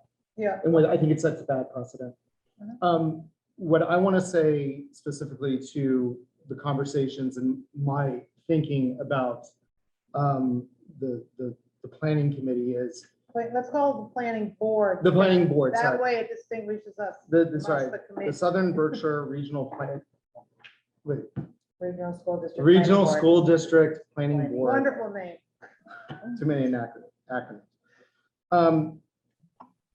What had happened in the two votes that Jane expressed were undemocratic, but they're democratic outcomes of these votes that have happened. I was very disappointed with my colleagues on the board and their decisions and their votes. I'm still upset about it.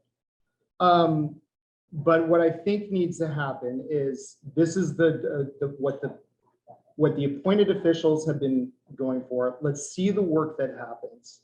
I think to Carrie Ann's point of we either rise up or we get out. I think what we do is we scrutinize the hell out of that plan that comes out, and then make a very clear vote and statement in favor or against it when the information is revealed. And my intention all the time with this is keeping a very open mind as to what do we come up with a study. I feel, unfortunately, a lot of our colleagues already have a conclusion that where they want to go with this, and that they're going to try to justify a decision to consolidate with the easiest route possible. And what we've been advocating for the longest time is let's involve the community. Let's get study groups. Let's communicate out. The ability to deliberate over who's going to be the consultants that do that was completely squashed so that we could have no discussion about it. And to your point about like joining a finance committee in the middle of the day, I was told I could join. I'm in a job where there's no way I can get away from my desk from 8:30 to 6.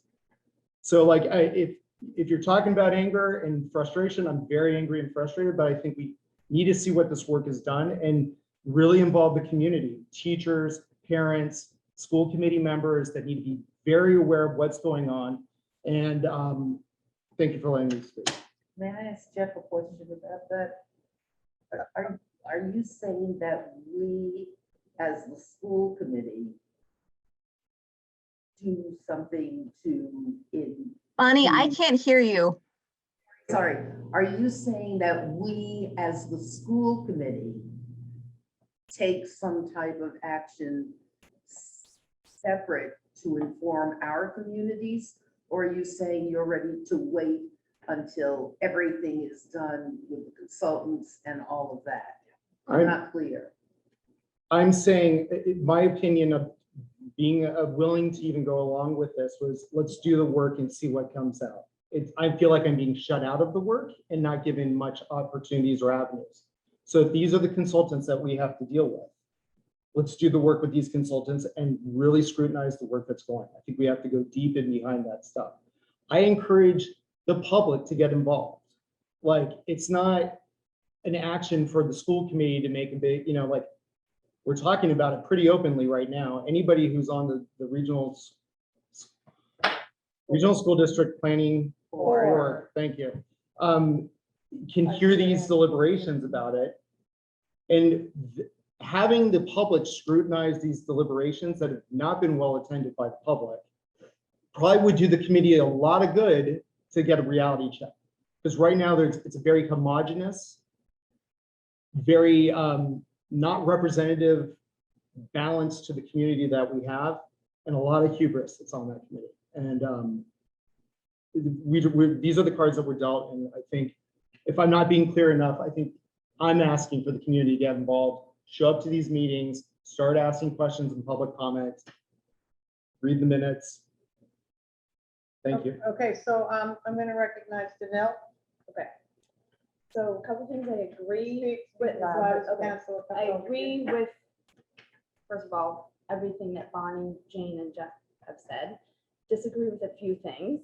Part of the community relations subcommittee agenda was we wanted to come to the school committee, the full committee, and get guidance on how and what venues and avenues we use to communicate this to the public now. Because like Bonnie said, this is something that needs to be done now. In light of our last meeting, the public needs to know, and I don't think that they do enough, know enough. So I agree with that. Even the faculty and staff too. I mean, there's a faculty member, a teacher on our last community call who didn't know much about it either. And I think it's important to involve them as well. So I agree we need to involve the whole school committee, and I want guidance from us as a full committee on how we can get this information out there. I tend to disagree. I'm sorry. I love you're my best friend, but No, you can disagree with me, that's fine. I am, maybe this is speaking out of fear, but to let this go to the point where we let the consultants run with it and we see their end product, I have a fear that it's going to be too late. Carrie Ann, on that call you were on, that you were disappointed in everyone on the way that, for instance, Jane was treated, was nothing compared to the last call that we had. It's just gotten worse. They're poorly run. People are allowed to say backhanded comments and run with it, and the chair just lets it go and entertains it all. And I know that's something small and petty, but it speaks to how they are running this. And I was more than willing to be a part of this, even though from the very beginning, I did not endorse the whole regionalization concept, but I was so willing and wanted to try so hard to learn and see what can be done to better our district. And the more that you see, and the more I see of our district, it's like, I don't know, I don't see it getting better by being absorbed by something bigger that doesn't see our potential and our success with our students. So that's my fear. And I understand, and I understand the whole concept of waiting to see what this third party, unbiased, supposedly, consultants come up with. But my fear is it's just going to be, by the time they put together this whole plan and we know where it's going, we know where they want it to lead, it's going to be too late for us to do anything. And we've been outvoted of everything so far. So why would we have a vote in this next one? That's what I say. So I think let's give Art a chance and then back to Carrie Ann. I think it was in the 80s. I was on the school committee. That tells you my age. 22. You were the student. You know, we went through this exercise then. Southern Berkshire was disregarded completely then and is being disregarded now. It's always been about up the road, and it's always going to be about up the road. And until people wake up, we're going to be in big trouble, because if this goes down the road, there will be no more Southern Berkshire Regional School District, because they don't want that. And they have more power than we do, as you can see us already being cast aside with our votes. So the public better wake up, because this is heading down the wrong road fast. That's all I gotta say. Carrie Ann, thank you very much, Art.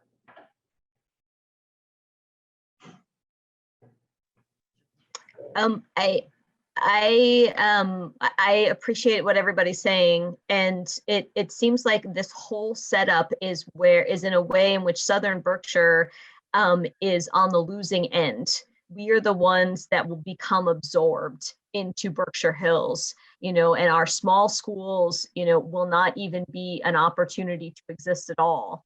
And I'm really hoping that we can find what is our strategy? What are our opportunities for power and leverage and strength in this situation?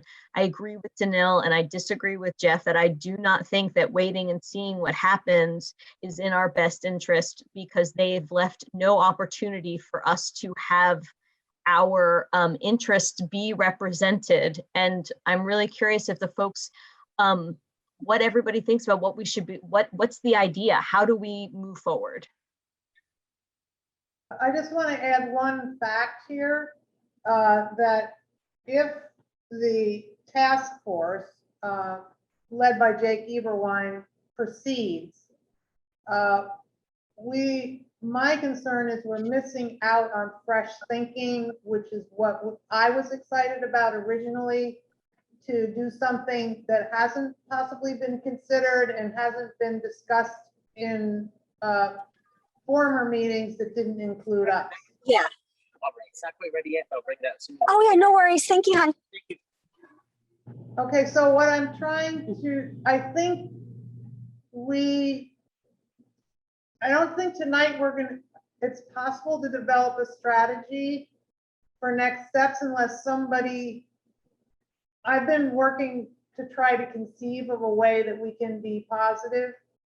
And because I don't think the data that's going to be collected is perhaps the data that we are seeking, or that we're going to get experts at the level that we like them, because we got so few respondents to the RFP.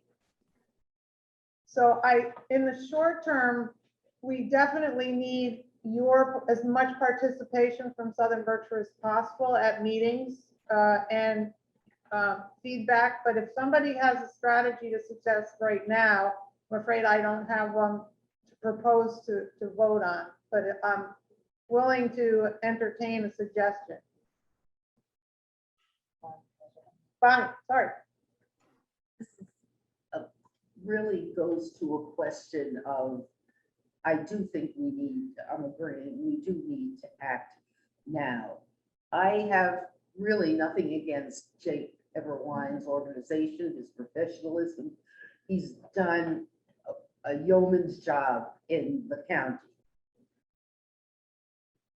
We have a concern, and one of the biggest concerns that I have is based on this last subcommittee. I attend them, some of them. It seems that not the idea of having an overall project manager is disappearing, because Jake would not only oversee what he's doing, he'd be the project manager. Anything that we've said, they're moving away from in any way having a facilitator. And as one person who represents one of the towns up north said, I don't see why we need any money to go into having a facilitator. Well, it's clear that we feel majorly dissed. And if you don't have an open discussion of this, I don't know, really very much about the feelings of the 12 other people from, representing our towns, people like George and Sheffield, Colin Smith and Nadine Palmer. I don't know what they're feeling, but their objectives on being on the committee, not saying, is different from what we're concerned about. So do we come out with a statement on behalf of the school committee? Do we push for the fact of our total concern? I mean, after the last meeting, I said that Hannah was the smartest one of all of us. Okay. She went to one meeting and said, I can't do this. I believe we need to take some type of action, and we need to be letting our communities know, because we're elected by all 5 communities. Okay, and I'm not exactly sure whether it should be a statement from those of us on this, on forums of the planning group, but I do think we should somehow put our brains together and before the next school committee meeting, come up with an action to take place. Okay, so I just want to share with you that I was in contact with Josh Coleman this morning, describing some of the things we've discussed tonight. And it doesn't seem like I mean, there's some legal actions that we could decide to try, probably would fail. But it doesn't hurt for us to be seen to be making a statement of some sort. So I think for the next meeting, I think we should approve a statement of and itemize the things that are concerning us. And so we're on record for feeling, expressing our views. And beside that, our subcommittee that's dealing with outreach to the community and advocacy for our district can get energized with the permission of the school committee to organize communication with our 5 towns. So we feel like we've done due diligence to let people know who want to get engaged, and we may hear from the community a way that they want to be part of it. There is a communication subcommittee just formed for the board, which is preparing a way that they would prefer to present all of this to the public, and we have been Substantial assistance, well, that's a key. having conversations with our towns on our own. And if we have school committee, we were going to have a vote tonight to get your approval to actually do more outreach to the public outside of what the planning board has outlined that as their objective. And Jeff. I didn't mean to cut you off. No, that's fine. I'm I just letting talked you too know. much. No, I'm good. You don't talk too much. May I make a motion? Yeah. Then I move to refer this to the Communication and Outreach Subcommittee to come up with a draft communication for consideration for the larger board. Okay, so I'm going to say that a little louder. Jeff wants to make a motion to turn it to the Communications Outreach Subcommittee to draft a statement for our consideration at the next meeting. Do I have a second for that? Second. Second from Arthur. Any discussion about that approach? Yes. And Carrie Ann had her hand up. Yeah, okay. Carrie Ann, go ahead. Jane, you've mentioned multiple times the urgency about timing, and I've also heard this from Bonnie. And so I'm curious about how this motion of will fit in with that timing, or the urgency of like that we need to be showing up and we need to be making an action now, how that works. And then also thinking about what are given that we only have 4 school board voting members on this regional school district planning board, are we just going to continually get voted out of these types of decisions? And then lastly, can you all see the comments that come in when you're at in person, or do we only see them? I don't see them. We don't have our computers in front of us. Okay. There's a lot of really great comments that are happening in the chat about this, and folks wanting to know more about how to find out the information and when the next meetings are, and if it's possible to send a district-wide email being very blunt to the community about what is happening. So I just wanted to be able to find some way that we can get what's going on into the chat into our meeting as well. Thank you very much, Carrie Ann. It just went up. Bonnie. I'd like to speak against the motion because I'd like to keep the communications subcommittee pure and away from this, because this is what a lot of the 4 of us are feeling. What I would even be willing to do this and then circulate it, because it would be less than a full school committee, circulate what we see as issues as the school committee representatives, and have, if our whole school committee approves it, we can then send it to the leadership, to send it to the regional. Your issue of quorum is very potent, so I withdraw my motion. So I withdraw my motion. I would be happy to do that. I will say for everyone who's listening, watching, or whatever, the regional planning boards. Regional School District Well, Planning Board. Their agendas, information, et cetera, do appear on our website. So anybody do that. Also, both Jane and I wrote articles for our local papers, and I was asked by Alfred to send mine on, and I send Jane's as well. I know I've had reaction to it. So what we may want to do, and those were just, they're bland, it was the background information. So we should encourage that going, but if if we're all willing, I would take a first stab at capturing what our issues are and circulate it, so then it wouldn't address everything, Carrie Ann, that you brought up. I loved your wheel there. But it would give the whole group a chance to see what we see as the issues. And I think, it has to be addressed, especially if we find out others in the community support this, but they may not. Yeah. All right, so I'm not sure we need a motion to request that the 4 remaining members of the planning board be prepared at the next meeting to present a document for your approval, if you feel that's the way to go ahead with this.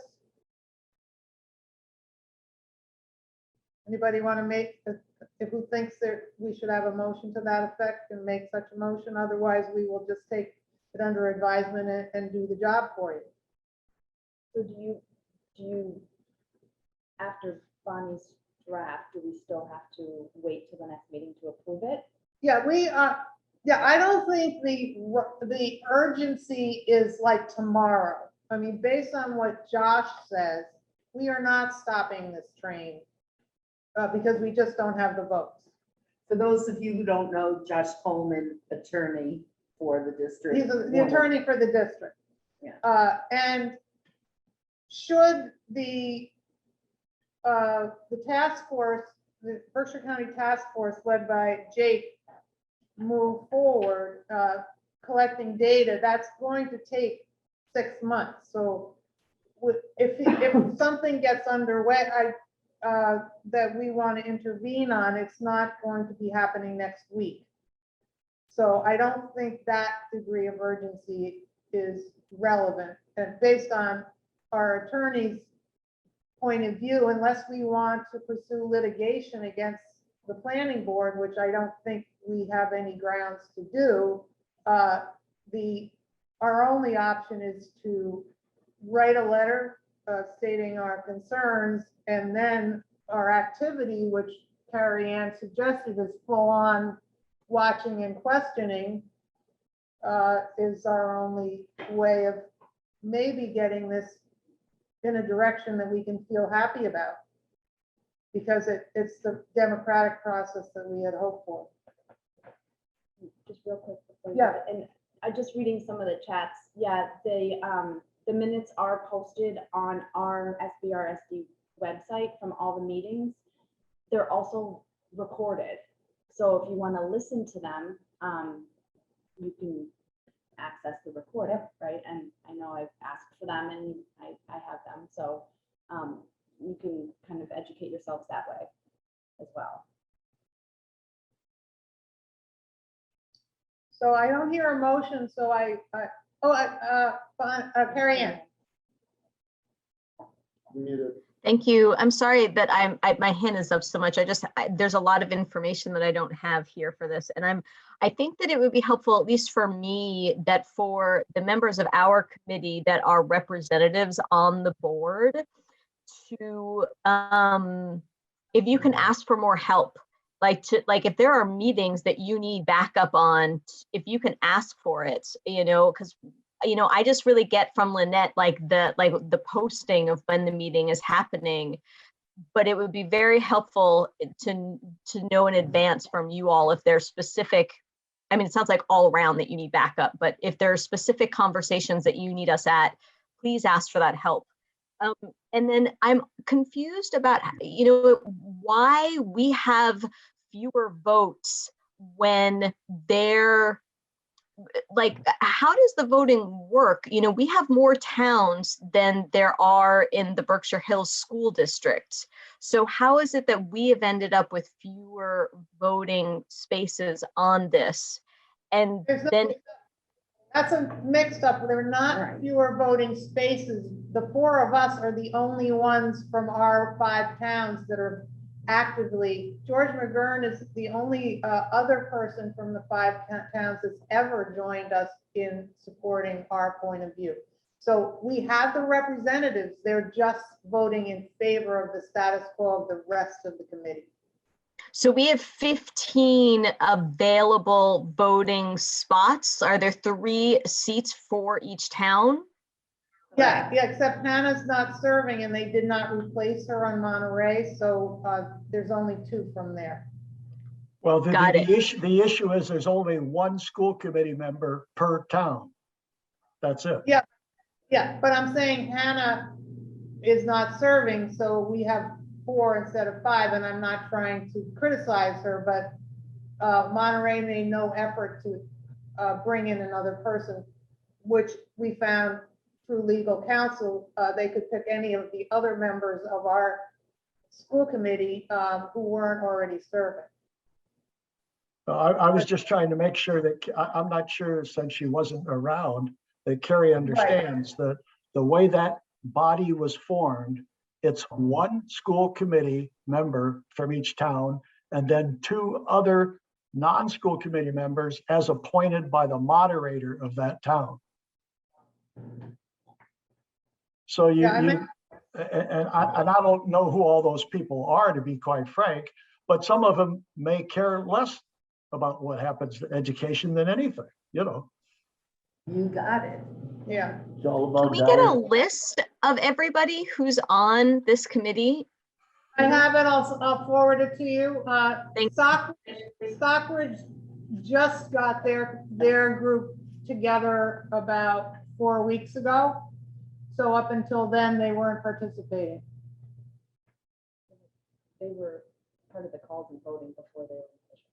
Yeah, well, they would show up, but they didn't have their 3rd member, so they weren't an official body until recently. So you could obviously say that Monterey is not an official body. Well, now it's a question of whether Monterey's official. One of the members is voted out of office this week, and Hannah's not there, so I don't know what they're gonna do. He's saying, George, I think George just typed in the chat that he's staying on. Yeah, well, the legality of that is interesting, but that's fine. No. No, You're he's okay. appointed to an appointed position. It's not. Yeah, okay, so, I see George is back. I just wanted to say, because of the time and our protocols of hearing from the public in the beginning of the meeting, one of our members suggested that it was a bad precedent to invite you to speak. We haven't taken a vote on it yet, and not that we don't value what you would have to say, but we're trying to keep our meetings moving along. And I respect Dennis's request to add you, and I certainly can, if Dennis would like, take a vote, a roll call vote of the entire committee to find out their disposition. But I would like to end this conversation because we're at 10 after 8 and we're getting near the end, but not as near as I'd like to be. Jane, I'm a little confused on what kind of a motion were you seeking? I'm confused. Well, because you wanted George to speak and Jeffrey feels it is a breaking of precedent, I would have to get a motion to the whole group to accept your suggestion. I feel like it's not my place to override precedent in this case. Well, I believe I had made it as a motion, but I don't think we ever took a vote on the motion. Okay, so in the chat, George is not going to speak, so it's moot. Okay, yeah, I guess it definitely is. With great gratitude to our listening public for the chat comments and to our committee for this really fruitful discussion. I thank you very much, and I'd like to close it for now and get on to, I wish we came to a resolution, but it's too complex for that. So I'm expecting that we will have a statement to sign at our next meeting. So at least we have registered officially with the planning board our position. Okay. So now we're going on to subcommittee reports, and I don't think finance has met. No, but 3 towns have voted through the budget. Oh, 3 towns have, 3 towns have voted the budget. And a thank you to Beth and Chris for showing up in Alford in a very cold day this week. And it was unanimous vote in Alford for the budget. So again, I can't express how much I appreciate the work that the staff put in this year to put together a budget that I think really worked for the towns. And I'm excited to see other towns put it. Yeah. Agreed. Thank you for bringing that up because kudos to you, Beth. And to the whole team. I mean, you're the leader of the team. I am, that's the You runner. always, the buck always stops with you, and sometimes the buck is a good one, and sometimes it's a kick. I'm gonna take it today, yeah, so I'm take taking it. it, Yeah, taking it. Take it, Yeah. take it. Okay, so policy, Dennis, I don't think is met, Nope, nothing to report. and buildings and grounds reported last meeting. Nothing to report. And superintendent evaluation committee, I'm just going to say I would like to call a meeting of that group as soon as I can. So I'll be in touch with you to set up a date and time that works. And now over to Danil. We kind of covered everything in that paragraph. So we're kind of moving forward with that. We were looking for the full school committee recommendations on how to, educate the public on the planning board. So I think we've gotten off to a good start. Yeah. The next meeting, we will approve, hopefully, what Bonnie drafts. And I saw another comment up there too from the public. I don't see why, and we can vote on it too, why we can't send it out to like the district-wide email to families, just for everyone that wants to be involved and learn more. We could even decide to send it as a letter to the editor. Yeah. I think that's all good ideas. And then of course, just real quick, what we also discussed was just communication in general, not specifically about the planning board, but also we had some public at our last meeting who gave some really good ideas and input as to what works best for communication. Someone said that the emails work best, and like Charles or Principal Miller and the high school updates with attachments and links. And then someone else said that doesn't work so well because they are inundated with emails all the time, but like the blast with the text to everybody in the district works for them, or the robocalls or the robo-texts. So that was nice to hear too. So just taking all this and trying to get that from the public as to what works and how we can, better our communication within our school community and outside. So it was really good discussion, I thought. Thank you. On the executive minutes review, I am going to be calling that group together as soon as we can do it, because we really need to do deal with the backlog of executive session minutes, which we need to release when they're no longer needed to be private. Jane, you skipped the personnel minutes. Well, we didn't meet, did we? No, but You just wanted to be able to say that. Oh, okay, sorry, Bonnie. make it official. Yeah. Okay, Bonnie. It's done. Personnel negotiations, we did not have to meet, thankfully. As our faculty eats along, of course, close of the school year. Okay, I have a couple of housekeeping issues. Thank you for all participating in the ADL training, anti-defamation league training. That was our meeting 2 weeks ago, attended by the full committee, and we learned quite a bit about bias and had some excellent moments, but it was the first step in our action plan strategy, which we need to figure out next steps for how to proceed, and perhaps think about scheduling summer workshops for ourselves to lay out a plan for next year, given that we only have 3 more meetings left. So I just want you to know that I'm paying attention to that, and we are devoted to it. And I appreciate your patience as we move forward. Other workshops are possible. And I'm open to any suggestions to improve our practice. And of course, we will be having a new member next meeting, hopefully. And I hope we all take responsibility to help with the orientation. The new members that we got in November have 1 year to get their training in, and I'm available to help in any way to help get them, facilitate that being accomplished.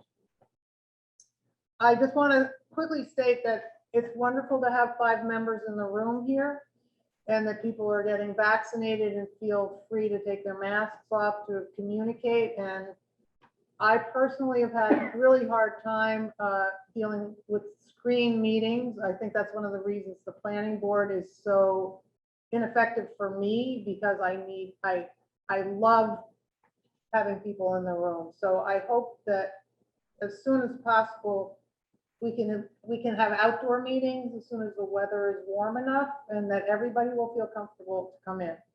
And that's all I'm going to say, even though because I've said quite enough tonight. And Superintendent Buto, the floor is yours. Okay, I'll try to be brief. Jeff stole my budget thunder, so that's fine. all right. It's all right. I get the finance guy, it's all good. So I will say that the Senate Ways and Means released their budget, and it is a $1.2 billion increase over the FY21 budget. The biggest thing to note, I don't see us getting any, even though there was an increase in Chapter 70 funding, we're still in the hold harmless, so we're still at that $30 per student. I don't see, even though the number's up, that doesn't affect us. But the concern that I see is the regional transportation was reduced by $3.5 million. So that's going to hit us, and not in the way we would enjoy. So, still we're moving through the state budget phase. They did defund a lot of the coronavirus, obviously, protection grants now that we're, knock on wood, everybody coming to the other side of this journey. But for the most part, I think we want to keep an eye on what's happening with regional transportation as we close out the state budget as well. This week I've been taking part in the MASBO, which is the Massachusetts Association of School Business Officials conference virtually. This is I'm hoping, last virtual conference, the superintendent's conference, the directors of special ed, the principals conference. They're all in person. I believe the MASC joint conference in November will be in person. So I look forward to in-person professional development again. It's been obviously much missed. So I did want to highlight, we've been alluding to it, but if you haven't seen it already, Mount Everett's production of Working is going to be hitting the screen May 21st, 22nd, and 23rd. And there's a link available on the website and or on social media so that you can buy tickets. So I'm not familiar with it. Is it fun for the whole family, even little ones? Sure is. Okay. Sure is. So I just wanted to highlight that. That's all for me. Jane, can I add something from to your report? Yeah. Just that from MASC, I don't know if everybody received this, they're doing 2 workshops, diversity, inclusion, and equity, making goals actionable. Oh. And they're both evening gatherings. So if Thank you, I was gonna send it. I was Could gonna you forward send it. that around? Okay, Thank you. and yes, everybody knows it, and we've alluded to it, but on Monday, Art, myself, and Dennis will be reviewing and selecting, along with the select board members of the fourth person for Sheffield School Committee. Thank you. I did register for the one on the 24th on the diversity, equity, and inclusion, so. I gotta do that. So Okay. 3 nights of watching, working, and then the MASC. We can fill up every night for you, John, every Absolutely. single night. There isn't a night that you My can be family's gonna free. love that. That's right. Yeah, Right. Just want you to know that. Okay, so Sandy. Yes. I'm gonna call you Miss Hubbard. Miss Hubbard, Director Hubbard. Director that's Hubbard. my mother-in-law. Yeah, I know how you feel. Thank you. I like going by Sandy. I'm gonna leave my mask on. I'll talk loud. I've got a cough due to allergies and I don't want any Thank you. upset.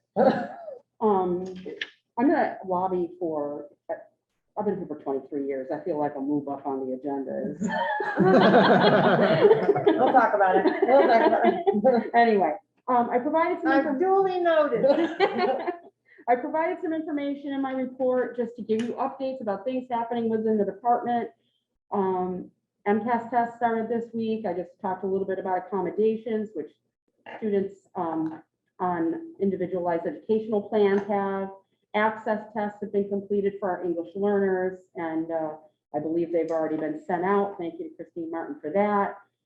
We hold a lot of IEP meetings at the end of the year, and it's kind of a big deal for those students who are getting ready to graduate, and we write IEP summaries for them and do a lot of transition planning to help them move on to their next steps. So our weeks right now are spent with coordinating with college learning centers and parents and individual students just to prepare them for their next steps. I gave you some information about Circuit Breaker, which is one of our large funding sources for our highest need kids. I tried to give you kind of some background and some information just for you. If you have questions about it, please feel free to ask. I won't go over all of that. Unless you have something in particular. I knew you would, that's why I said that. And so, thank you. I thought this was a really good letter.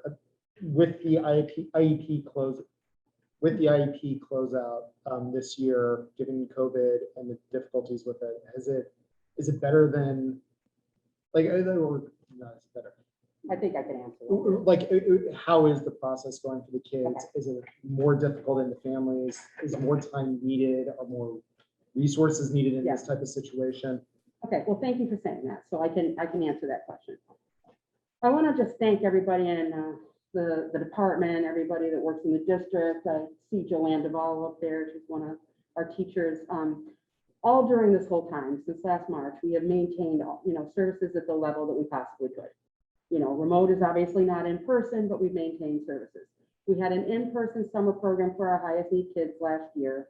We had remote programs for other students. We have all year long been able to provide services pretty much, with the exception of some students who elected to stay remote, and there's some variations in the hybrid model, but most services have been able to be delivered as written in their IEPs all year long. So kudos to all the people who have been doing that. Our paperwork is up to date. We're in good shape. We've evaluated students who were up for triennial testing. Every 3 years, we have to reevaluate to determine eligibility. All testing has been completed. This is not happening in every other district. I'm just going to tell you that. So we had a testing center set up. People have been very flexible. So all of those things are happening. Now, to speak to what you're saying, lately, especially, we have had an uptick in referrals. That means that there's concerns about, and there are academic concerns, but there's also social emotional concerns. So we have been addressing those concerns through meetings that we have within the district, student support team meetings with families, counseling, kind of talking about what's going on, collaborating with pediatricians, outside counselors, things like that. And then ultimately coming to the decision, because the testing process is it's lengthy, it's involved, and it's a big deal. It can be stressful even. So we're really trying to be very thoughtful about how we work together in order to come to the decision of how we're going to assess a student if we get to that point. So there's a lot of legwork involved. There's a lot of people involved, and they're doing a good job. We have been talking, and we talked about it today, that there's potential, very likely potential need for some more counseling supports. Okay, so we have been working with the town of Sheffield to try to come up with some ideas that could be something that could be available to the whole community. Because we know that it's very hard to have resources available, especially for counselors or therapeutic supports.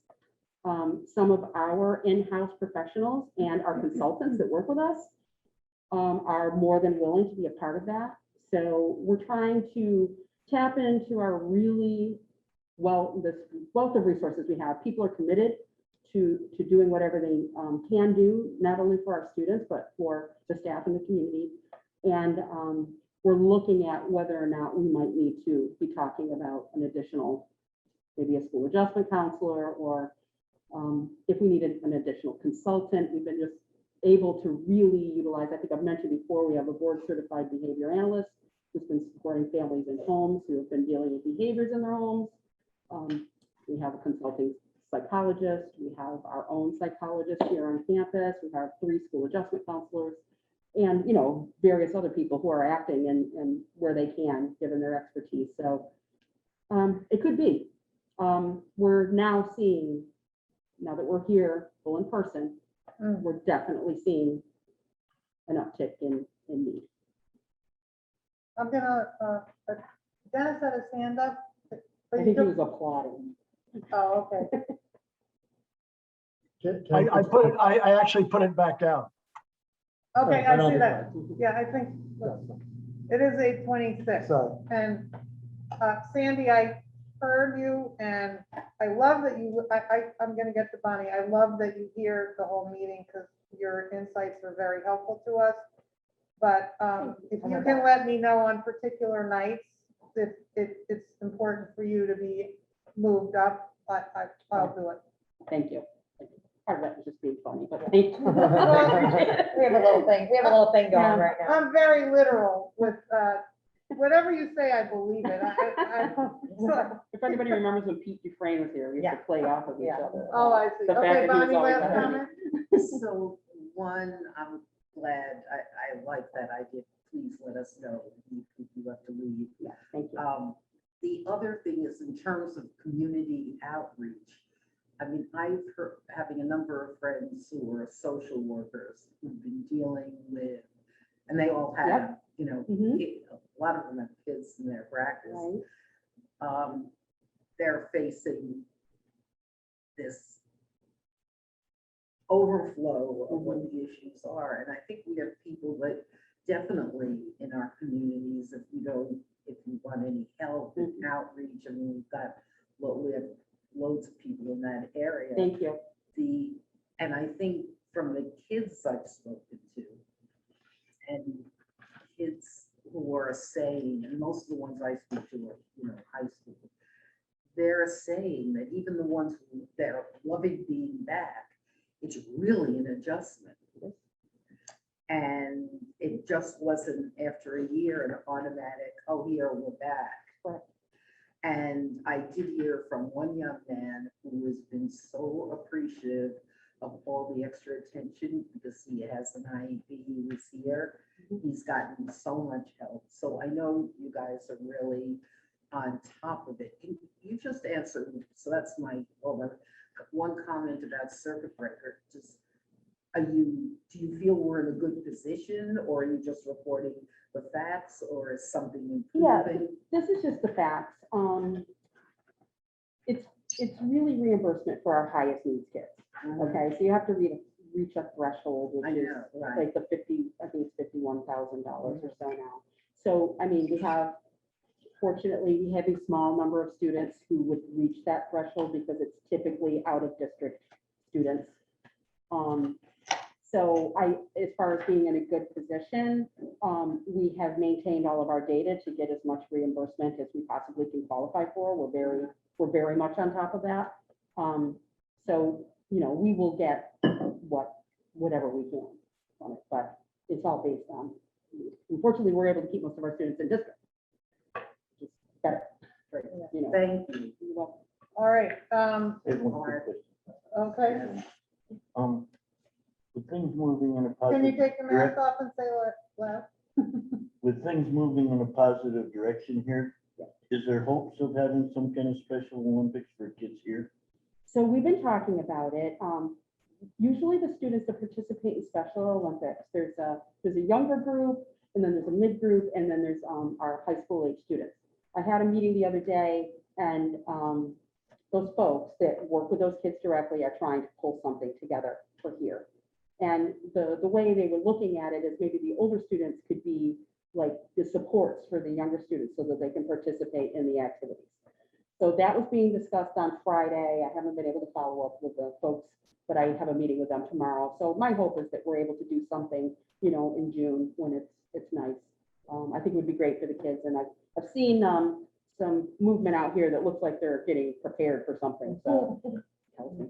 Okay, I'd like to adjourn the meeting before we go past our extra half hour of minute taking. So moved. Motion for. Motion to adjourn. Second. Okay, roll call vote. Carrie Ann, Yes. Hannah, Yes. Dennis. Dennis here? Yes. Jeffrey, Yes. Danelle, Yes. Arthur, Yes. Bonnie, Yes. and Jane. Thank you very much for this meeting. I appreciate all the conversation. We get a cupcake. Take a cupcake, meeting is adjourned.